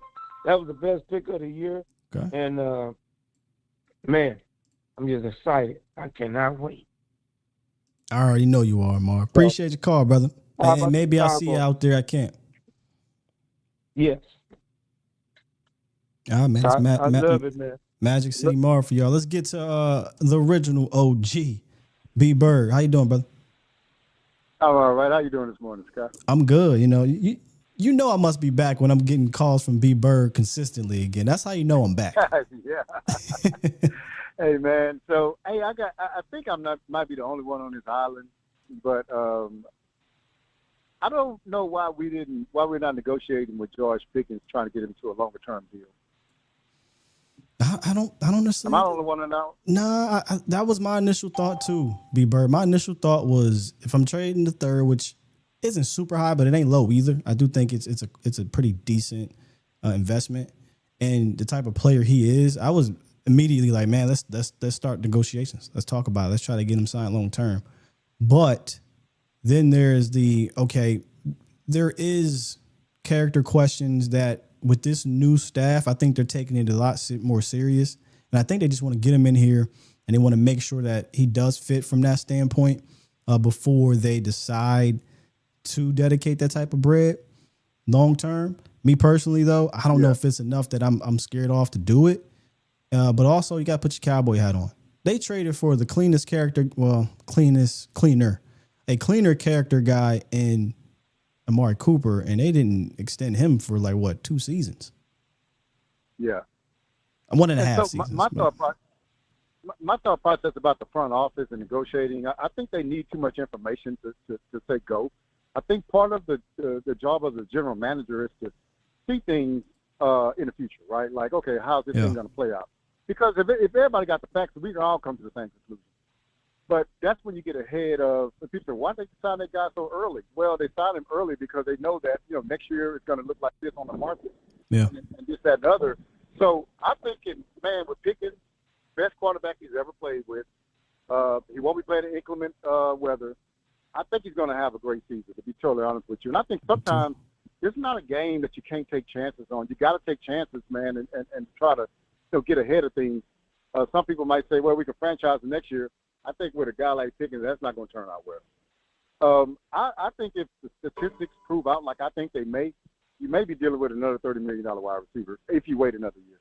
And I don't think that they're going to sign two guys for $30 million because he's really a number one, man. This guy's not a number two. He's really been an alpha on his team. He's going to come in here, like I think somebody said in an interview before, he thinks he's the best football player in the world. Man, I'm telling you, this dude. That's why I call him 1B. You know, when we're just talking all this wide receiver 2 nonsense, he here to be 1B. So the things you're saying, David Mulieta, I believe is how you say it, his agent, you best believe he's thinking the same thing. You best believe it. Like Pickens, actually, from a Cowboy standpoint, you should be wanting to get ahead of this. From a Pickens standpoint, no. Why would I? Yeah. Why? Definitely, if you're saying you want me to come well under 30 million, I'm good. Let me come here. Let me play this year out, ball out with the best quarterback I've ever had, ball out with the best partner in crime I've ever had, right? And when my numbers speak for themselves, I'm going to be on my best behavior. We're going to come back to that negotiation table, and I'm not going to be asking for no 20, 25 million. We coming way above that because I've proved it. So I think that's the other thing you're battling here, right? Is, I'm pretty sure if Dallas could go in there and get him for 25 million or under with a bunch of clauses in there that protects them, they do that in a heartbeat. But Pickens ain't going to do that. Pickens is going to bet on himself, and they're going to come back to the table and see what happens next year. Yeah, and that's what I guess I was more thinking on Dallas' side. I'm definitely, if I'm picking his agent, I'm definitely saying, no, man, we're gonna be worth more money after the season. Yeah. But even from Dallas' side, I don't know if and there might be something they did approach him about. There you go. I was just about to say, we'll table it. If I had to guess, I'm pretty sure this conversation 100% came up. I mean, Steven kind of hinted at how when they did their homework, they felt confident in the player, et cetera, et cetera. I think part of that homework was, okay, this is a guy that has 1 year left on his deal. We know we're going to likely have to fork up some bread. How do you guys feel about trying to get ahead of this? And almost immediately it came out that Pickens was like, nah, I'm good. Don't worry about it. Because there was some concern that Pickens in Pittsburgh or possibly in Dallas would come here and be like, I'm holding out. I'm not reporting. I want a contract. I love the fact that he's betting on himself. I love that he's saying, nah. Look, no need. We don't need to drag nothing out. I don't need y'all to go in the media and start talking about my character. Let me come in here. Let me prove it. Let me produce for y'all. And then let's come back to the table. I don't know if they want to make him another $30 million receiver, right? But I do know that with the cap going up, the league is showing you that you will need multiple receivers. I'm hoping that the Cowboys look at this and say, look, this is just part of it now. If you can have two dynamic receivers like this, you have to fork up the bread. You paid Michael Gallup. You didn't pay him $30 million, but you paid Michael Gallup, some bread, and he's better than Michael Gallup to me. So I'm hoping that this is potentially a turn in the Cowboys front office, that they're okay with paying a dynamic player like this, a receiver, I should say, as well as paying a CD Lamb. And I guess one of the things I thought about, I said, boy, if they get a one tech, experienced one tech, I said, man, this team can kind of go far. I think the cornerback room has some issues. I think we're kind of discounting that a little bit. But I think, overall, if we say we get to the NFC Championship game, that'd be a plus, right? Now we're building. But it's hard to build if you don't bring back, and if if Pickens is a big part of that, reason why we're there. Now, next thing you know, he goes into the offseason wanting $35 million. Mm-hmm. That's going to be a tough one. And if we have to go on to somebody else, we're taking a step backwards. So I like to be, locked in with Dak, CD, and Pickens for 3 years. You know what I'm saying? I'm with you. 3 years. I'm with you. And we'll be good. But, yeah, and the last thing I'm going to say is this, man. Look, I know that this Pickens trade is for the fans. It's great for us. But what we can't do is we're not done yet, y'all. We got to stay on them. We can't just be, throwing a parade for them for doing really what they're supposed to do. You know what I'm saying? That's like a father taking his son to a game and wanting somebody to pat him on the back. No, that's what you're supposed to do. You know what I'm saying? And so what we got to do, man, is continue to keep the pressure on, hey, what's next? What we need cornerback help? Let's talk about that. What we need defensive one tech help? Hey, let's talk about that. Let's not give them too much credit right now. They did a great job getting Pickens in, man, but we're not done yet, man. We're trying to go for 6, man. And we can't stop here. I'm gonna let you go, brother. All right, man. Appreciate the call. Man, look, I don't think anybody's satisfied. I don't think we have to every show you have to sit here and dwell on every need, every show. That's why I do my show a specific certain type of way. I know there's different shows that handle it differently. But yeah, I mean, obviously the job's not done yet. We're in May. We're in May, man. I ain't about to, for the lack of better words here. I ain't gonna say that. But what I'm not gonna do is just throw up all on every show the same exact things, man. Got a long way to go. A long way to go. And I don't think they're done. And as we've said many of times, there's still needs here, there's still needs there, and we are actually talking about those needs. I just dropped a video about one of the needs, and obviously we'll have the conversations here. But look, ain't nobody. I mean, just speaking for me, I can't speak for everybody else. Ain't nobody giving them a pat on the back like everything is okay. You got not really. I'm excited we got Pickens because, come on, man, how can you not be excited? You got him, right? So I think it's cool to have that excitement. And then, like you said, yeah, and then we go back to business as usual, and that's what I'm doing. Just my business isn't harping on one or two specific things from my perspective on how I run my show. I just not going to do that. Those things will come up as we go along, so I can give y'all quality content and not kind of yell at the clouds type of content. This is not who I am personally. But yeah, I mean, absolutely do not pat them on the back and act like everything is good to go. Nah, not at all. Not at all. I saw somebody in the chat. No, I can't say special. I saw somebody in the chat said that MG was special and it's embarrassing how we're turning our backs on MG. Guys and gals, first of all, MG was not special. Nobody's turning their back.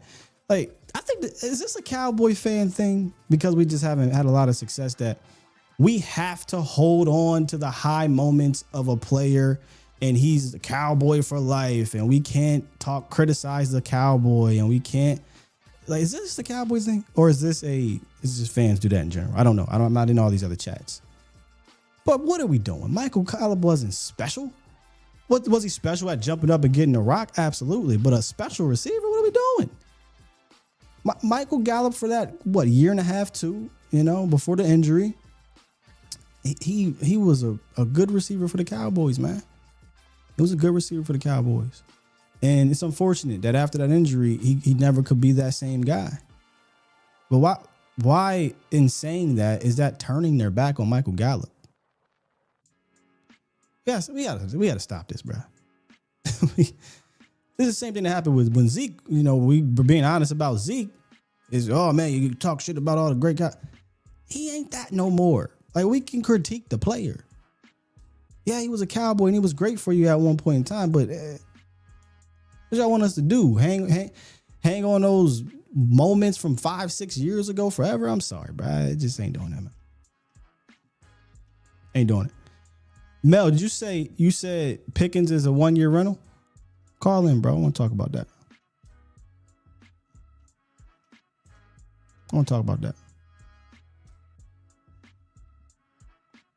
Oh my gosh. Night Ranger just said he's on track with T.O. MG was special. His first 3 years were on track with T.O. What do we do? Are you trolling or I don't know if you're trolling or not. That's crazy. 718, what's good?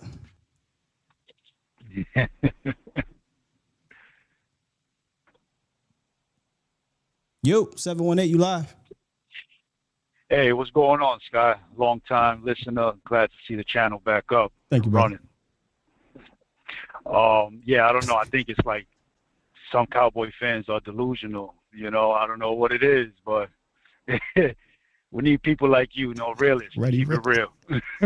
There's a lot of us out there that keep it a bean, But if you've been watching my show, if I see something in there, I'm gonna say something, man. We'll battle a little bit. I ain't afraid of battle. I ain't afraid of the smoke now. Yeah, I can. TO trajectory. Come on, man. Come on, man. Oh man, but now the reason why I call, obviously long time listener, but let me ask you, what do you think Eberflus would do to free up Parsons? Because I don't think Zimmer did a good job of that at all. And I know the earlier person said about him getting tired and all that stuff. It's because the dude is facing double teams and getting beat up. So it's like, what do you think he's gonna do to free him up? That's a fantastic question because Flus is that's not his game. Like, he's not this creative defensive coordinator up front like Dan Quinn. So that's why I said earlier, like, I hope he doesn't get stubborn. I hope he comes in here and he realizes that, Micah is so unique that you got to move him around a little bit. Unfortunately, and I hate to be that guy, but that's one of those questions where that will be answered like camp and maybe, I don't even want to say OTAs, but maybe you'll see something in OTAs. But we have to see how he deploys them and then they'll ask those questions, right, at camp and stuff. And obviously we'll see it, but it's impossible to say, yeah, they're going to use some XYZ in a unique way because that's not what Flus has done. But I'm pretty sure Eberflus is not dumb, right? I can't see him coming in here and saying, yep, Micah, you are going to stay on the right side 98% of the time, and that's all we're going to do. I hope that ain't the case, though. Yeah, because I believe Dan, at the end of the season, on his run, he started to get complacent with that. Like, you stop seeing Micah move all over the line and create that havoc, and he started getting beat up again. So it's like, I didn't understand it. But the other thing is the defensive tackle. Why do you think the Cowboys are so reluctant to actually go out there and sign maybe a DT that's, not the top 10 defensive tackles in the league, but, maybe top 20, top 25, and just pay him a little bit of money for him to stay? Because it's been like 10, 12 years. Run game has been, the reason why we lose. I don't know what their problem is with investing like that in defensive tackle. They had the same issue at safety, and really they only changed it up when Dono had a breakout year. And I still am always going to look at the Malik Hooker extension with a side eye, like, why? What was I don't understand the need to do that, but they dedicated money there. So they just recently got out of that bag. They recently got out of, not drafting a defensive tackle in the first round bag. So hopefully at some point while I'm alive, they eventually go back to investing some dollars and cents. Like, think about it, man. You traded, if I'm not mistaken, y'all correct me if I'm wrong here, but now I'm having a bit of a brain fart. But didn't they signed Leroy Glover? Didn't they sign Leroy Glover from the Saints, or did they trade for Leroy Glover? I can't remember the particulars there. But you invested money, right? You invested high assets into Leroy Glover, and he was fantastic for you. And you never went back to that well in the last 20 years. So nope. I don't know why. I think the last. Yeah, go ahead. No, go ahead. I was going to say, I think the last player that I remember, I could be wrong though, was Ratliff, that they paid him, and then as soon as after they paid him, that's it. He just fell off. Yeah. You pay Ratliff for sure, but I'm talking about like acquiring a guy that you didn't draft, acquiring a guy that wasn't your guy, right? Yeah. Like you did that with Leroy and it paid off. Ratliff, if Ratliff wasn't a nut, like Ratliff was crazy in a good way. You need that a little bit, but he was kind of crazy, man. I think he would have played a little bit longer. He played long enough though in Dallas. I don't think he was a waste of money at all. But he just didn't fulfill out his contract, and he was undersized. I think once he was one of those unique players where he had no business playing nose tackle in a 3-4, but Wade got the best out of him there. And then Wade leaves. Rat is what do we do with him? He's kind of malcontent. He's not the same player, and they decided to move on. But yeah, I mean, Ratliff was the last guy from a draft standpoint you invested in until Osa, right? Like now Osa got the bag. But again, we're talking 3 techs. We're talking undersized guys. Leroy Glover, it wasn't a prototypical one either. But I don't know, bro. I don't know what their problem is with investing in those type. They're trying with late round picks, right? Joe Toia, or Jay, 7th rounder. The Auburn kid, Justin Rogers, Big Country, Quentin Bohanna. They're finally making that turn. But I think the next step is to say, okay, cool. We'll take a flyer on a day 3 guy, but let me get a proven dude in here in the meantime that I know is going to go out there and make a difference. That's the next step I think they have to take. I look at a dude like Calais Campbell, the last couple of times that he came up on free agency. Like, he's not going to be the dominant guy, but he knows his job. He knows what he's supposed to do. This dude don't age. I don't know how he doing it. He was damn good against the run last year. When I was looking into him when I was going to do our free agency primer, I was like, okay, Calais Campbell again. Like every year, it's like I want to try to get Calais Campbell. I just dropped a video on DJ Reader. A guy I would be interested in trading some assets for to bring him up in here too. So, yeah, I saw that. Reader would be amazing, but I don't think they'll do it, man. We got one with Pickens that was like a shock. They've been active in the trade. I don't know if we're gonna get 2 in 1. They've been active now. The first 3 trades were more, backups types, but we'll see with Kenneth Murray. He has potential to be a starter, but they're 1 year type of situations besides a quarterback. The Pickens is a different story. Pickens has the potential to be huge, right? Yeah, and they got to pay him. I think it makes more sense to not just have him for 1 year. I think it makes more sense to pay him. You got these, linemen that, I know Smith is going to be up on a contract in a year or 2, but you got the rest of them for at least 3 years. So why not pay, Pickens? I agree. I think, unless Pickens is a bad locker room guy, super malcontent, and he just is a bum next year, which I don't see any of that happening. How do you not pay him? And I'm about to find out because I'm about to talk to my guy Mel, and I want to know why this is a 1 year rental. Appreciate the call, man. I appreciate it, man. Great for the years, man. Appreciate it. Thank you, man. Stuff, good call. All right.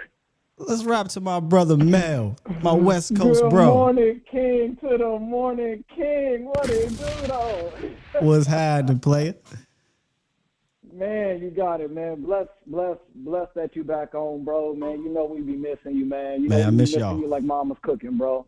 Yeah, man. Okay, so I'm not poo-pooing on the trade, so I want to get that part clear. I love the trade. It was a move they had to make. I think he was better than every option that they were looking at. Sure. I think he was better than the Tet option. He was better than anything they would have found in the draft. Everything shook out perfect for them. When I say the Jones boys get lucky and get talent, man, sometimes it just feels like it falls right in their lap and they get talent. So I love the way everything shook out.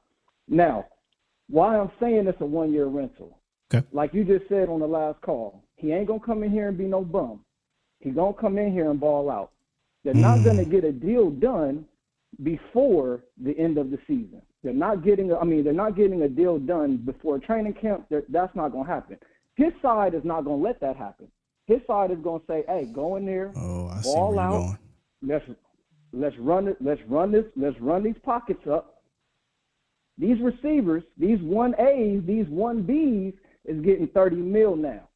Ain't no way the Jones boys is paying CD $35 million, Pickens $30 million, Micah $30 million, Dak $60 million, Osa getting paid. It's just not what they do. So I think what they're going to do is they're going to come in. He's going to do his thing. It'll be a great year. It'll put them in a chance to compete. They'll go back next year. They'll hit the draft, and they'll get them a guy that they can have for the next 4 years on a rookie deal, because that's kind of the way that they like to maneuver. Even if you look at the way the whole when they had CD and Amari at the same time, they had CD still on that rookie deal. Right. So it was able to work out, and it's something that they're comfortable to move that way. Let me they're stay not there. Comfortable. Stay right there. Okay. Because that's perfect. That's a perfect segue into what I'm thinking here. You say they haven't done that.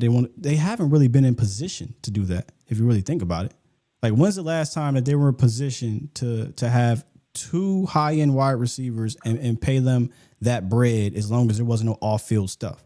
Like if Amari Cooper didn't have the whole Vax thing, right? He wasn't on the bad side. Amari Cooper likely is still here, right? Getting paid high dollars, and they're of course going to sign CD Lamb. But they decided to move on from Amari Cooper for, reasons that I don't think had anything to do with football, and that's that. But they're going to be in an interesting situation where if Pickens balls out and he's better or as good as Amari and he doesn't have that whole off-field situation, I do think it's going to be interesting to see if they do sign him. Now, if we're just strictly talking 1 year, brother, they could tag him.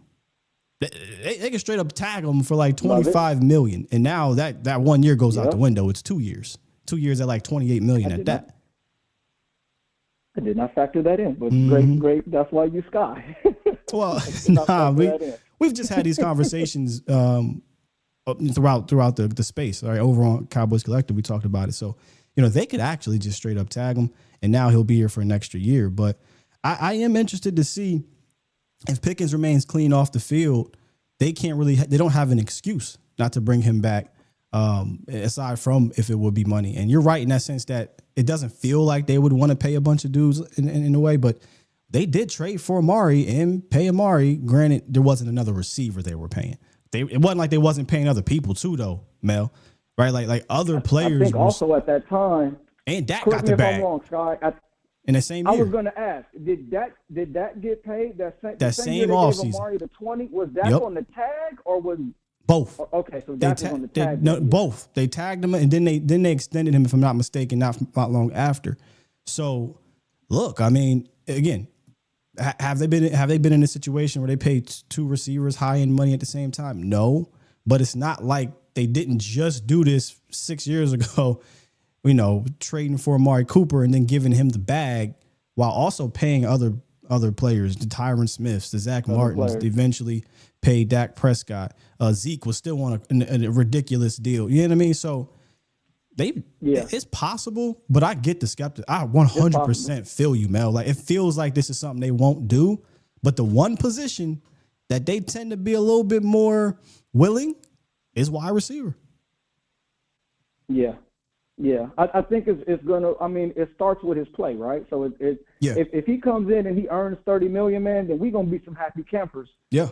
Really, kind of. I don't want to say no matter what, because we all were going to want to see him come back and be in that situation. But we're going to be like, okay, cool, let's try to make this happen. But let's hope we in the position where they are uncomfortable. There you go. AZ said they did pay Gallup. I mean, that's fair. I could have used Gallup, but Gallup didn't. He got like half of what Pickens could potentially get. It wasn't 20, 25, $30 million we're talking about with Gallup. But that is true. They did pay Gallup. I think Gallup had, Oh. And Gallup had, I believe Gallup had an easy out in his contract too. And they weren't wrong about that. I'm not the contract. And they weren't paying Lamb yet either. So they decided to exactly. Yeah. So this situation is a little unique. Yeah. The only time they would have ran into this was if they kept Amari and then obviously that ran into CD Lamb's contract. Yeah, to run into CD. Yeah. Look, it ain't slam dunk. I will give it to you. It's not a slam dunk. You listen to Steven. They believe he's a one. If they believe that, are they truly trading for him for 1 year? Yeah.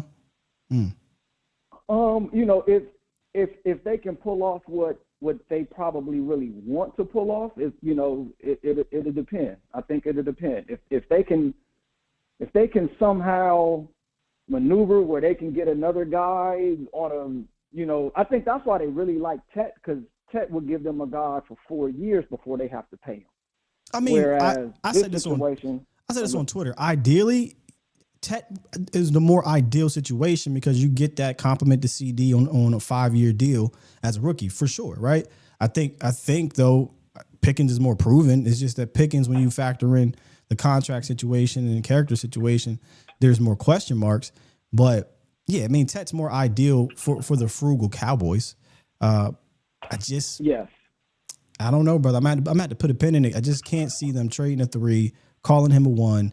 He balls out, and they're just like, appreciate your services. We'll collect a 3rd or 4th round comp pick in 2027. You know what I mean? That's the other part too. Do you think it's a 3rd round comp pick or is it a 4th? Because from what I hear, or 5th. Some 3rd round comps are pretty. You got to get a bag. Yeah. He has to get the bag to get a 3. It has to be the contract you're talking about. And then the Cowboys have to not sign somebody, which we know the Cowboys don't do it anyway, of that stature to wipe it out. So, yeah, I mean, but I think honestly, what you pointed out at the beginning of this is probably the most likely scenario is the tag. The one thing the Cowboys don't like doing is competing with other teams financially for players. That's the one thing they don't like doing. If Oh, they like you over there? Well, man, go see what they got over there for you then, because over here that's what we got. So, I mean, you can see there's some players they don't even call them. Yeah, I think that's actually what. If you had to put some odds on it, I think the tag would be number one, for a multitude of reasons. I think it protects everybody. I think it protects the Cowboys. It protects.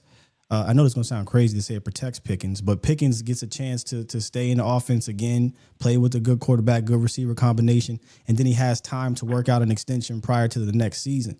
Now, I know they hate it. Players hate the tag. Agents hate the tag.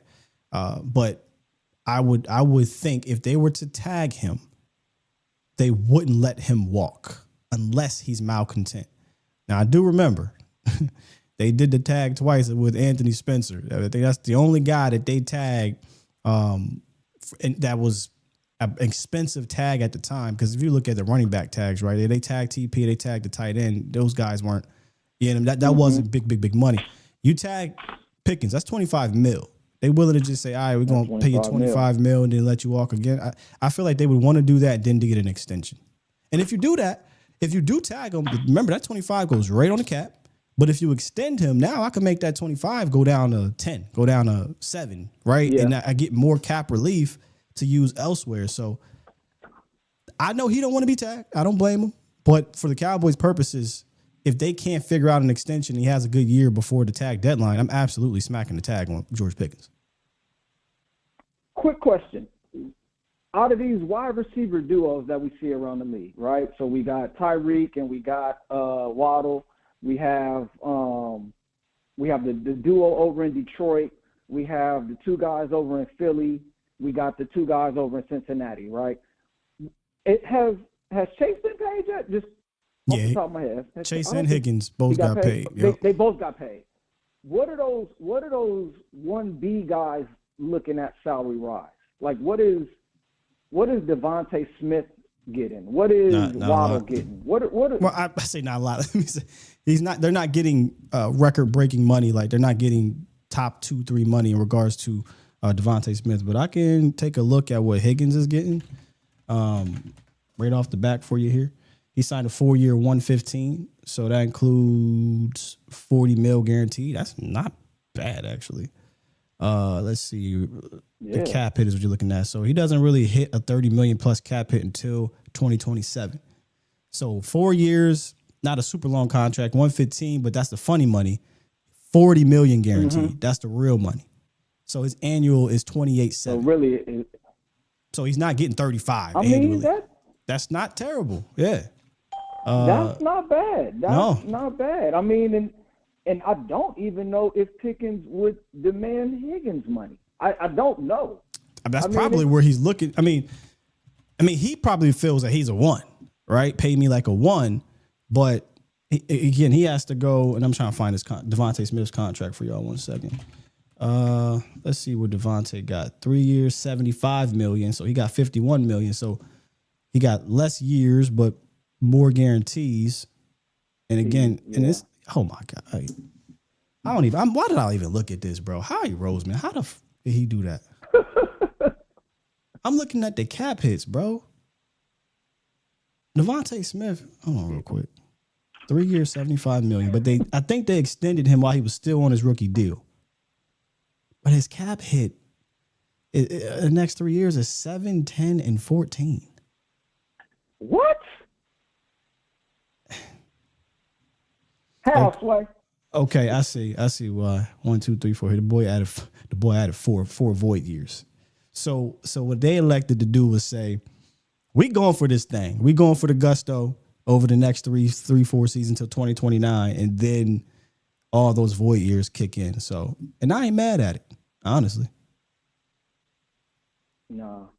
Well, I mean, hey, if we look at some of the numbers of some of these guys, if we can get Pickens under that 30 million mark, I think it would be something that they would be open to do.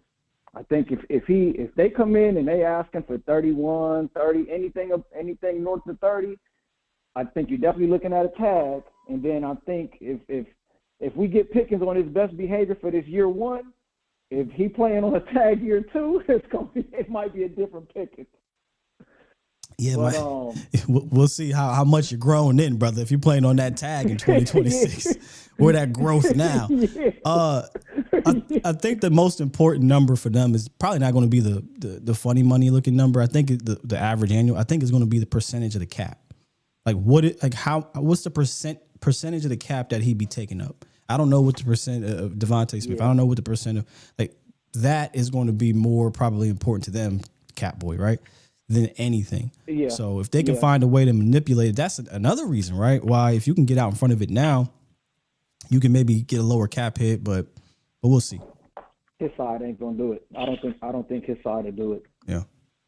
I don't think his side will do it. But man, blessed to be on this morning with you, man. Thank you for letting me talk that through with you. Love the insights. You always bring something new to my mind, man. Every time I'm talking ball with you, bro. Man, I appreciate that. Appreciate your time, my brother. Yes, sir. Enjoy your day, brother. Yes, sir. Yeah, good talk right there. I mean, that's the thing I love to do, right? And I say this to you all the time. If there's an opposite opinion, let's call in and talk about it, because y'all might say something. I'm like, I ain't even think of that, you know? And that's usually what happens. But just know sometimes the do-rag will come out too. That's all I'm saying. I done had to pull the do-rag out on $100,000 a couple of damn times. So, I mean, he's familiar with that. You already know. What's good with you, man? What's good, my guy? Long time. Yeah. Listen, man. What you're not factoring in too is this. Talk to the agent made that happen. So you know the agent got a part to play in this. You don't know what type of deals they set up. All right, we'll bring him in. We'll rebuild his brand. And a little wink, you're going to give us a little discount on the deal. We got you. But you going to take a little bit off the top for us real quick, because we rebuilding your image. So, David that Mouliat, could be at play, too. You think, and if I'm saying it, I'm probably butchering his last name, but David Moulietta? I don't even say it, dog. I don't even say it. Yeah, we just I just say Micah's agent. I was about to say, we gonna call him Micah's agent.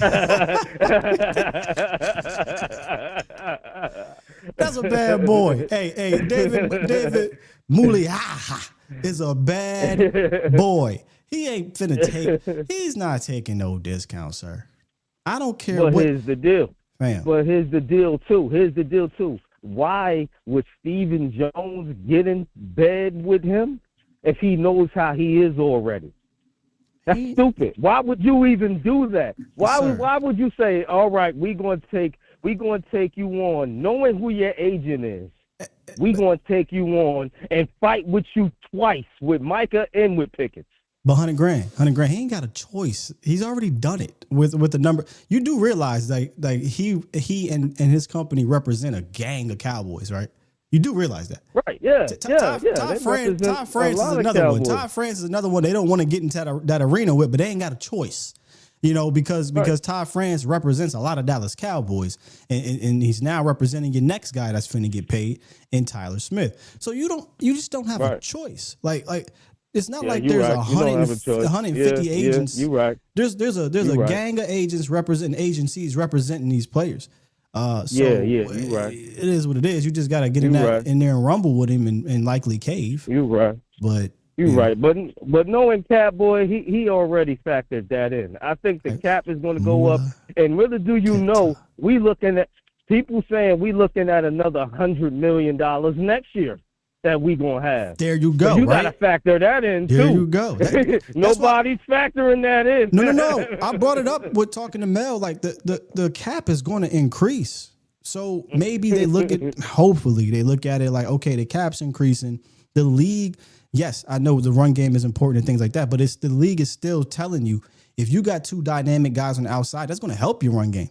Right, you can get that's icing on top. That's going to back off these dudes. That. You need that to compete. You need that to compete now. One wide receiver ain't enough. Well, it's damn sure it's not enough. Let's say we get to an NFC Championship game. Pickens is getting paid by the Cowboys. They're not going to pay him. If we go to the NFC Championship game and let's say we lose, Pickens is getting paid. Okay. Now, if we bomb, all right, they might fight Pickens. But if we go to the NFC Championship game and we so close, Well, I'm telling you right. Pickens is getting his money. Let me say this, honey. I don't think team success is going to dictate it. I don't think it's going to dictate it, bro. I think his individual performance, his play, his production. No. The reason why I said that, because if we go to the NFC Championship game, that means Pickens is balling. Sure. That's what that means. But he can ball without that. We've had many ballers, and we haven't been to the NFC Championship game in 30 years. So well, I don't know if Pickens get picked. Let's say he balls. Let's say he balls out and we lose, and let's say we get knocked out the first round. I think Pickens might have to fight for his money. Pickens might have to fight for his money. Pickens gonna have to fight for his money. He gonna have to fight regardless, bro.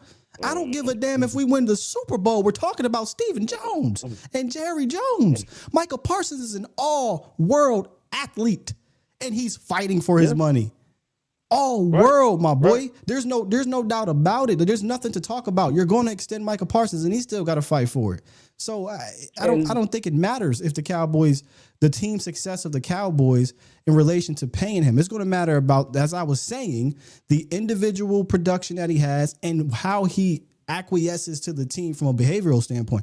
Does he fit the culture? No. If he goes out there and he has 1,100 yards and he has 8 touchdowns, but he's a malcontent in that locker room, he's divisive in that locker room, he's causing issues with Dak and CD or whatever it may be, they're not going to bring him back. You know what I'm saying? He's gone. He's gone. I agree. He's gone. I'm counting on him being a good soldier. I don't think he's going to be a problem. I think he's going to be a good soldier.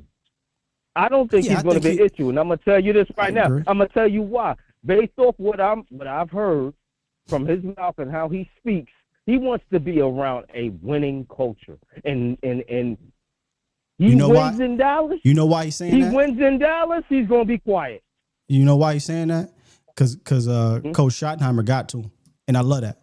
And that's important. Yeah. That is huge. That's what I'm saying. Yeah. That's what I'm saying. He's around a winning culture. He's around people that want to win. He wants to be. He has direction, and he ain't the main dog in that offense no more. He got to look up to Dak. He got to look up to CD. He got to look up to these guys in that offense.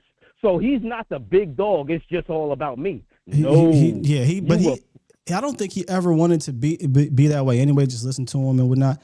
But also, right, we got to remember, the dude won a national championship at Georgia, and he actually brought that up. He talked about how, he knows how to win and things like that, and people might have laughed at it, but, I mean, he did. They did win a national championship. Yeah. That's important. That's the only thing he got to pull from. A lot of these college guys that got drafted ain't win no national championship, so I agree with him. I agree with him. You know? So I feel that's a huge thing, man. I don't think it's going to be a problem and an issue with him. And the respect he got for Dak, he done mentioned Dak like 6-7 times. Right. Goes to tell me. Hey, they was asking him, hey, George, man, how's it feel to be here? Everything good? New weather, new environment. What's it like? He's like, yeah, man, Dallas. And Dak Prescott, I'm just excited about Dak. What did he ask you about Dak, George? He said nothing about Dak, but he kept bringing up Dak Prescott. That boy excited. He hype. That impressed me too. And he said, Dak was one of the first guys to hit me up. He couldn't wait. Boy, I could imagine that phone call when Dak called him. That boy probably smiled from ear to ear. Yeah. And what I'm saying is that's very important when you got a wide receiver like that look up to the quarterback. That means he ain't going to get out of line because he's not going to want to upset Dak. People not looking at that angle. He's not going to want to. I don't. But I hear what you're saying. We be careful with the not want to upset. I don't think Dak cares if he upsets him. I think Dak wants him to be him. And the reason why I say this, $100 grand, is because but I'm saying he's going to keep his head in the game. He's not going to body slam somebody on the ground. He's going to keep his head in the game because Dak is going to want to.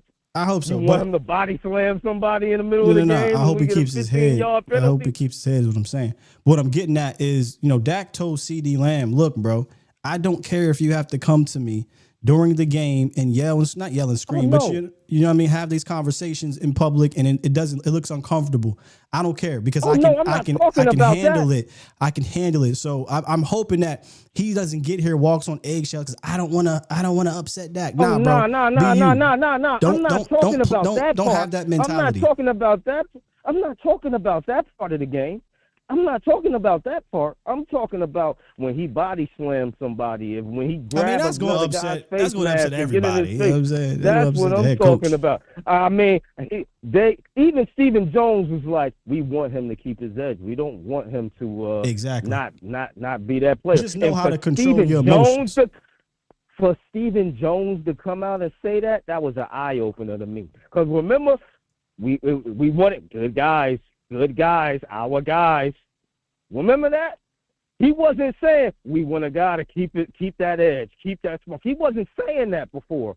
So that was an eye opener to me too. Yeah, we talked about that in the opening because of the show. it wasn't like that a couple of years ago with Stephen Jones. Yeah, we talked about that at the beginning of the show where Stephen compared him to Dez Bryant. And he was like, we've had that type here, and that's why they're comfortable with that type. But he understands with that type of player, you got to be able to check your emotions. We don't want you to lose that edge, but you got to be able to bottle those emotions up and direct them at the right thing. And that's why I said for me, like, it's not about off field. He ain't gun under the seat guy. I'm going to be very interested to see when things go sideways. That's where, okay, have you grown as a player? And I do think having Dak, having Shoddy, having CeeDee Lamb, I think it will be easier for him to kind of keep his head a little bit.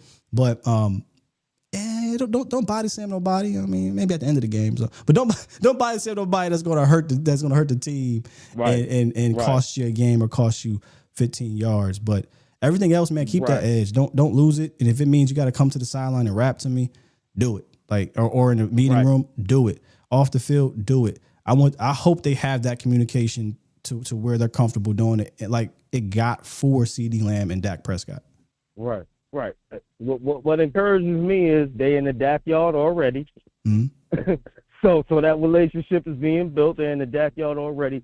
And two, if you come out, what will dictate that too is coming out to a fast start. We go 2-0, 3-0. That's when the bad times do happen. It's not going to be that bad because we up and running. We rolling. Now, if we come out to a bad start, 0-2, then I could see, oh man, you know what I mean? I don't know. So, but I think we're gonna go out to a fast start. We're beating the Eagles. Game 1. I said it. Stamp that.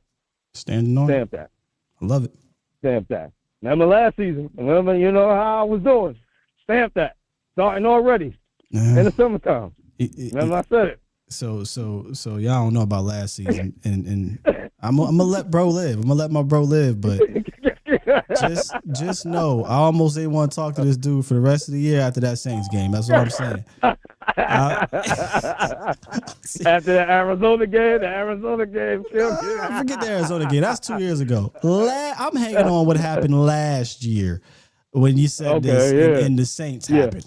I said, you know what, $100,000, you lost some points, $100,000. You lost some points, but I appreciate you standing on business, right? And saying it with your chest all the time. You know what I mean? So Right. Damn, $100,000. I know, man. Hey, man. Can't good wait. Call, bro. I appreciate your energy always. You already know, man. Hold on. Well, this is a surprise, man. This is a surprise, and I got to bring him in like this one time. Beats Planet. Vach. What's good, bro? Master William, can you hear me, sir? Of course I can hear you, man.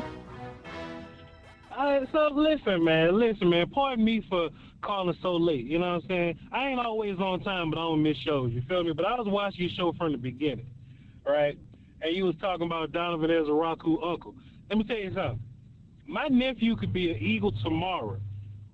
Man, Negan, he gonna have to pay me off like they do them jersey number exchanges. Facts. Hey, look, buy all this merch off me, dog. Look, you gonna have to cash out on me for me to have to leave the Cowboys and go for the Eagles. Look, nephew, shots out to you, but I ain't gonna be able to do it, you heard? No, not at all. Not my nephew. My son? All right, that's a whole different discussion. Neff, listen, Neff, I'm gonna be rooting for you. I hope you have an amazing season and y'all go 2-14. Man, listen, it is what it is, dog. But listen, man, shouts out to you, bless you, your family, you know what I'm saying, Lizzo and all that. Beat this out, though, man. You know what I'm saying? I was just going around the roster, right? Going around the depth chart. Yep. And early in the show, y'all was having a conversation about Sam Williams. Shouts out to brother Sam, Scott. But man, this is how rough it is for Sam and how roster building politics work. Princeton fans got a more likely chance to make this roster than Sam because of how the room is built. You know what I'm saying? Because of how the room is built. You know what I'm talking about? Like, tight end is like, all right, Jake's there.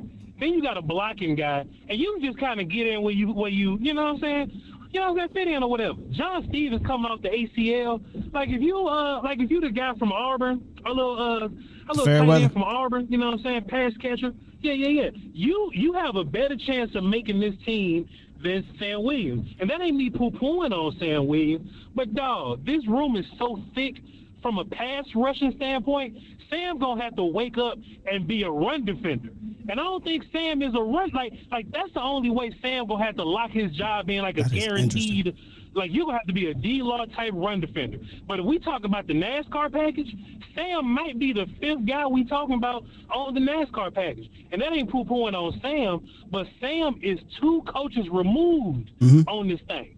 That's the hard part, man. He's 2 coaches removed. He ain't just somebody's stepson. He's a bastard. He's Jon Snow. You know what I'm saying? But what he has please. What he got going for him, though, Vach, and look, this is part of politics, if you want to call it that. He is a second round investment, and he fortunately hasn't went full boss man fat, right? He hasn't went full Tristan Hill, but he is kind of close to approaching that. But because Tristan Hill, very similar situation, right? Removed a couple different defensive coordinators removed. They gave him a year with Dan Quinn. The next year they let his ass go because he couldn't fit in that room. Yeah. And he went and played for Saskatchewan Chiefs or whatever up there in Canada. I don't even know if they got Chiefs up there. But so it's very possible he could be this Tristan Hill. However, I do think Sam is better. I just think he's a better player than Tristan Hill. And I'm trying to think about the room, and maybe we should have this conversation more in depth. I do think there is a spot. Like, are we putting Peyton Turner over Sam? Is that what you're saying? Well, see, Scott, it's the problem. You know how Edge is set up. You probably gonna have some run defender guys, right? So Marshawn Nealon and Peyton Turner are like your run defender guys. Mm-hmm. Then your pure pass rush dudes, which is what Sam more so is or whatever. Like, that's Micah, Donovan, and Dante or whatever. You know what I'm saying? So he could try to be the 7th edge in that way. Look, Sam might be better than Peyton Turner. He might be better than Marshawn Nealon. I don't know.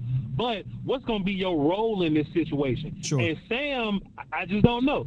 One more thing I would love to know, Will Steele. Dirty Mackin has been a conversation throughout this whole offseason. I would love to know how many of Mike McCarthy kids does Schottenheimer look at and go, man, I never would have drafted this man. I never would have drafted it. You know what I'm saying? Yeah. I wonder how many of those guys exist. And I just wonder, Sam may or may not be one of those guys, but I know Donovan is a shotty guy. I know for sure, Micah's so good it don't matter. You know what I'm saying? Right, and right. Dante, by way of money, like Dante by way of money, Dante gonna be around. They may look at Sam and go, all right, dog, your last year, your contract anyway. If Sam ain't going crazy in camp, he gonna have a hard time, bro. That part right there, I do think is fair. I think if Sam Williams is off-field guy, if he's speeding going 125 miles in Frisco, and he out there and he's having a tough time with Guyton, or he's having a tough time with Cornelius, then I think you look around the league and say, who might want to poach him for a 6th and 7th round pick, right? Try to get something. So I do think that is very fair to say that Sam has to have a good camp to keep the pressure off his back. I'm on the opposite side. I do think he makes the team, Voch. So me and you on the opposite sides, but I think we should definitely talk about this more in depth. But I'm not at the point where he's safe. No. I think he'll make the team, because I do believe in him and his talent. But I don't think he's safe. I don't think he can just show up to camp, roll out the bed, and everything good to go. There's only like 4 of those. You know, Dante Fowler, Michael Parsons, Ezeiruaku, and Nealon. And Nealon's not safe in that his role safe, but he's safe on this team. He just picked him in the second round. Sam ain't safe. Sam is going to have to show that I belong 100%. So I agree there. I wonder how many edges they roll into the not the season, but like the game day roster edges. You know what I'm saying? 46-man roster edge. How many edges do they roll into the game with? And I think carrying 6-7 guys is a hefty number for the game day roster. And if Bones was here, then you can make the argument, well, Sam can go play special team. He can go play punt gunner or something. You know what I'm saying? You might have an argument. Man on special team. Yeah, but shit, Bones ain't here. You know what I'm saying? So I think it's an interesting conversation, man. I'm not poo-pooing on Sam necessarily. Of course, I'm being hyperbolic by saying Princeton fan and Fairweather. You know what I'm saying? But I am serious when I say all Fairweather got to do, all Princeton fan got to do, Hunter Lippy, whatever, is beat John Stevens. That is fair. All they got to do is beat him to be one of 4 tight ends. Sam got to be better than who? Peyton Turner, Marshawn Neely. So we'll see. We'll see how it goes. Yeah, he ain't safe at all. Hey, bro, sound like you on your way to the Star if I had to guess, right? Yeah, man, I'm rolling out there, man. About to do the break real quick. You know, ain't nothing. You know what I'm saying? About to go do the break real quick. Nothing crazy, but you know I had to throw that alley to you, man. I'm always find time to show a little love, which you know, Will still Footsie King on the Vice Lombardi Live. You know how it go. Make sure y'all check out my bro over on. You're gonna be on. It's on Twitter. It's on, and they stream it live now on YouTube. I gotta look a little sideways, Derek. You know, now y'all want to be live, but they stream it live on YouTube. Make sure you go check out and support the break. The new member of the panel, man, Vice Lombardi. Appreciate you, bro. Cause there's money over there. Them niggas ain't crazy. All right, y'all, Vice Lombardi, y'all be cool. Hold on, go ahead. Ain't no we over that mother. Ain't no we over that mother. It's just strange. The draft show want to go live now. It's just going to go live now because it's Go ahead. They thought it was, guys. What they thought it was coincidence? What they thought it was by choice? What they thought this was fun? They thought it was just happenstance? They ain't trying to befuddle me. You can't confuse me. You won't lose me in the song. I'll be damned. That's some good business right there. That's some good marketing right there. Shit. I ain't crazy. Shit. I will still. Love you, my boy. Appreciate it. Love you too, bro. Hey, that was cold. We got a little NWO heel Vosh at the end of that thing there. But hey, he ain't lying. Hey, look, because I know Derek might see this sometime. Now, all right, so I respect Derek, appreciate Derek. I've had many of conversations with him. He know where the bread is buttered. He looked at that draft show. He saw them numbers. Oh yeah, come on. Come here, Vosh. Let me rap to you real quick. We're gonna move some things around. Real quick. Go look at the breaks numbers. That's all I'm saying. We up over here. They know it. Shouts out to Vosh, man. We got one more caller. I promise we'll get to these supers and get back into the chat. 512, what's up? Hey, man, I just want to know what do you think about Prescott? And I'm excited about the offseason moves, Pickens, the draft, but I think it all boils down to Prescott. And when we get to later in the season, the playoffs, I feel as though with the injuries that he had, he's not as confident in his own body and his ability to perform maybe like he used to before the gruesome ankle injury, before the hamstring. Or run? So I just want to know your opinion. On what you think about where Dak is mentally and his ability to carry us on a deep run with the team that it looks like we're going to have. I do not question him mentally at all in regards to we know what he's been through in that sense. I think he's going to be a confident guy. He's going to be a mentally strong guy in general. But question, when you say his confidence to perform, are you saying like to run?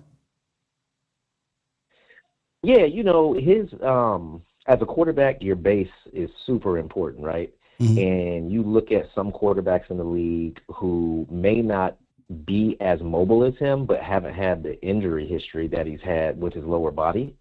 And you see sometimes them break the pocket. Even you look at Cooper Rush, it looked like he sometimes will break the pocket with just more confidence, a little bit more of a burst. When I look at Dak Prescott, sometimes it seems like he's pitter-pattering his feet, and it's almost like he's got to, swing his hips around to get going in the way that he wants to when he breaks the pocket. So that's kind of what I'm speaking about. We're getting a little bit hyperbolic here, man, with Cooper Rush situation. I do think it is fair to question if he's going to be as confident running because of the injuries. However, I mean, I guess it depends how far removed he's going to be, because back in 2020, just a season removed, he literally opened up. Like, I don't know if you remember. I don't know. Again, I'm pretty sure you saw. But when the bye week got there, he was breaking out the pocket. He was the number one quarterback throwing outside of the pocket. He had 4 rushing touchdowns or something, 3 rushing touchdowns where he ran. So it is, I think it's going to be about how confident he is moving, and if it's baked into the offense or whatever, because I know they had to do that. So I do think it's fair to question how confident he will trust his body. But I do think once he does, I don't question him getting out of the pocket and trying to make plays. I question if he's going to be a damn Lamar Jackson type. That's not going to be his game, But I do think, and he admitted this, step up, step to the side, scramble around, make a throw. Yeah, that's where I want him living. I don't want him living to where we're asking him to rush for 40 yards a game. Nah. From time to time, scramble or whatever. But as long as he can move, he has confidence to move, like you said, in the pocket. That'll be a question because of the injuries are piling up for sure. But again, he had a bad injury, and in 2023, he started moving. Right? I don't know if you remember that. Do you remember that in 23?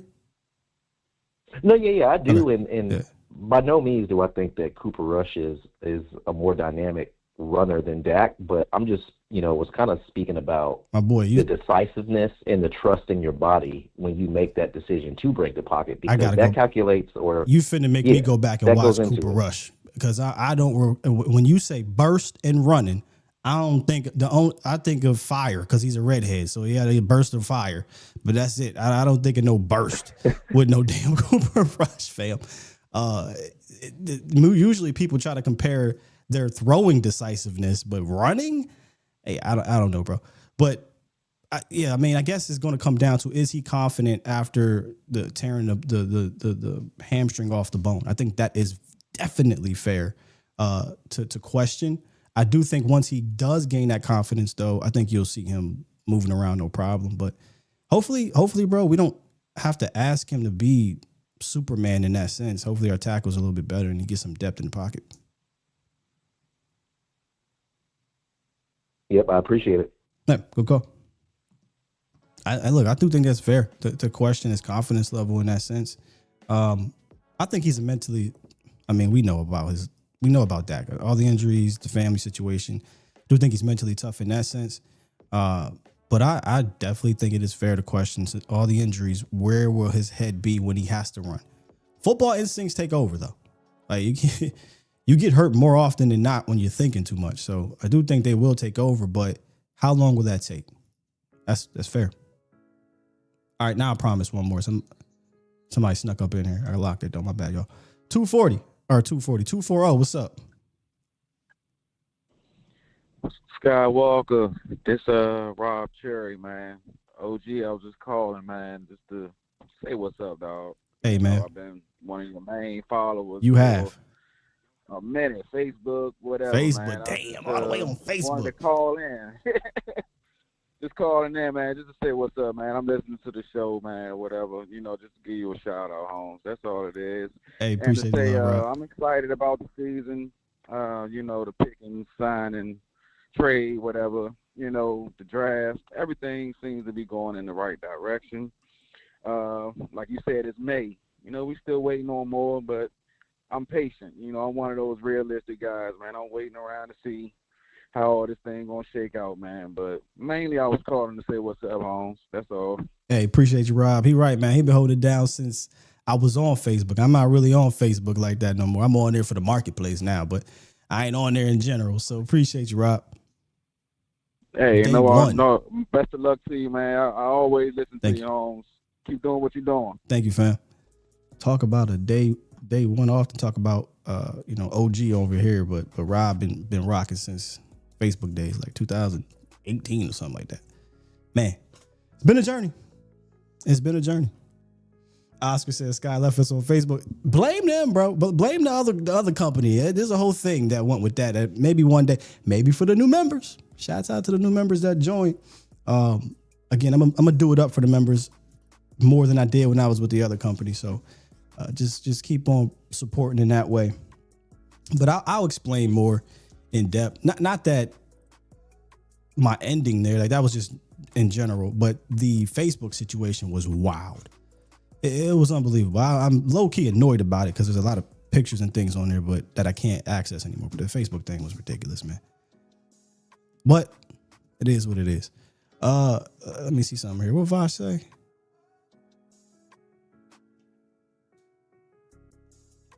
Oh, Vosh talking to you on the chat.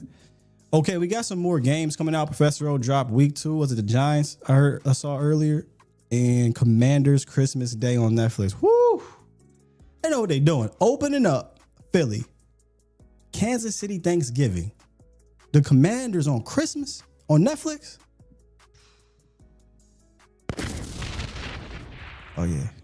We're going to talk about this schedule. Keep your edges tight, T-Jack. Let's get to these super chats. Super chat. Yeah. Got a good bit. Appreciate y'all for supporting the channel in so many different ways. Whether you're a member, whether you're super chat, whether you're liking, you're subscribing, you're watching, engagement. I like to look at this thing as one of the best, the most engaging Cowboy shows out there. I try to lead with that, right? I want to engage with y'all as much as possible. Sometimes I'm going to do right. I might have to. You just gotta deal with that sometimes. That's all. All right, let's super chat from Matt. Oh, I think I got one, but I got the Matt, but appreciate you. He dropped 10 and said, been waiting on this one. One of the best pass rush tool bags in the draft. High floor and ceiling for Donovan Ezeiruaku. Yes. I think he comes in day one and he can be one of your better pass rushers. Like you could argue the third best, right? Dante, Micah, Micah Dante, I should say, if we're doing order. And then Dono. I mean, it might be a little rich for some, but I don't think Marshawn Nealon or Sam Williams has a deeper bag than him. Let me see here. Armand George, he dropped 5. Thank you. Super chat. He said, it's still fire Nico. He's still not off the hook just because he got the number 1 pick. F him. I ain't no dog in the fight. I got no dog in the fight. Not a Mavs fan. I know y'all been trying to get rid of Nico Harris. If that's the move, that's the move. But y'all did get that number 1 pick. Super chat. Dro dropped 5 and said, Birkin bag, freeze tag, angry sky in a do-rag. We ain't worried about no Cooper flag. Rockets in 5. Oh, that was hard. That was hard. Birkin bag, freeze tag, angry sky in a do-rag. We ain't worried about no Cooper flag. Rockets in 5. Hey, Joe, you from the H? I didn't know that. Shouts out to you. Let's get to who? Mac Jones. He dropped 2, man. Super chat. He said support from my brother Sky. Appreciate you, Mac. David J dropped 2 and said always gonna support you, bro. So super chat. David and Mac just support, and I appreciate that so much, man. Y'all have no idea. And then Jake Jones dropped 2 and said, where can I sign up to support the homie? Let me see directly. So if you're on a computer, go to the channel. There's a membership tab. Okay, I thought it was join. There's a join tab, I think, on the phone. Go to membership, click on that thing, and then you just join. It's that simple.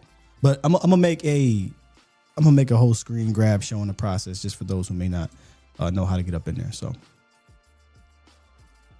that's how we're gonna do it. We'll hit this refresh one more time, and then we're gonna head up out of here in a second.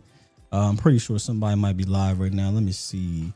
Oh, tomorrow I can tell you this: the collective will be back. Cowboys Collective. If you're not sure what that is, I have joined the Cowboys Collective show to be my third or fourth episode on Thursday. They've been doing fantastic. I love, chatting it up with them. John Machota, Foots the King, Law Nation, some goats in this thing. And we'll talk about the schedule. The schedule is going to be finalized tonight. We'll talk about that tomorrow and probably more George Pickens, more rookie camp, rookie draft pick type thing. So make sure y'all go on over to the Cowboys Collective page. Just type it in, Cowboys Collective. Let's rate it. Let's get this thing to 4K. I think it's at like 3 something.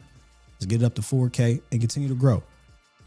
When camp gets here, I think our show is going to take off.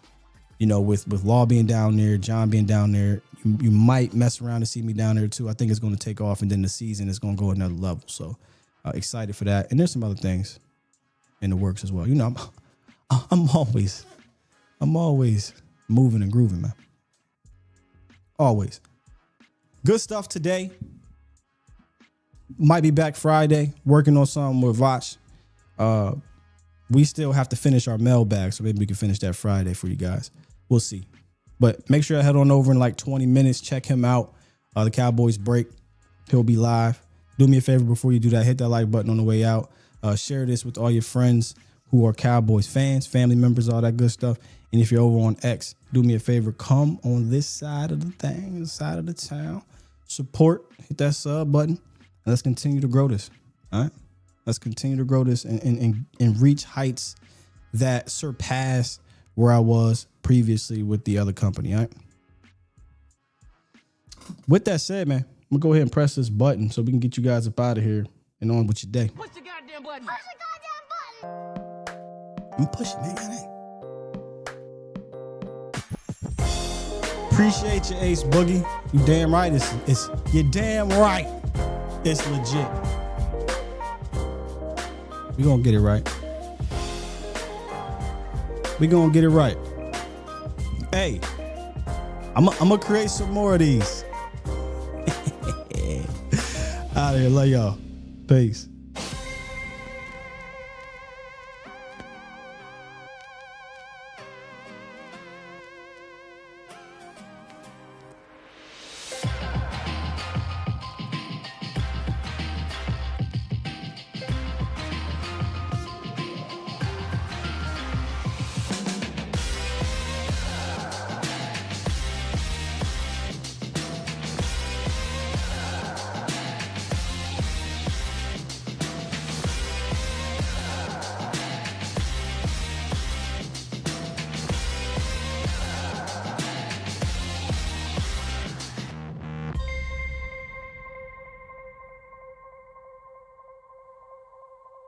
Shouts out to the new Bomb Squad Insiders. Bomb Squad!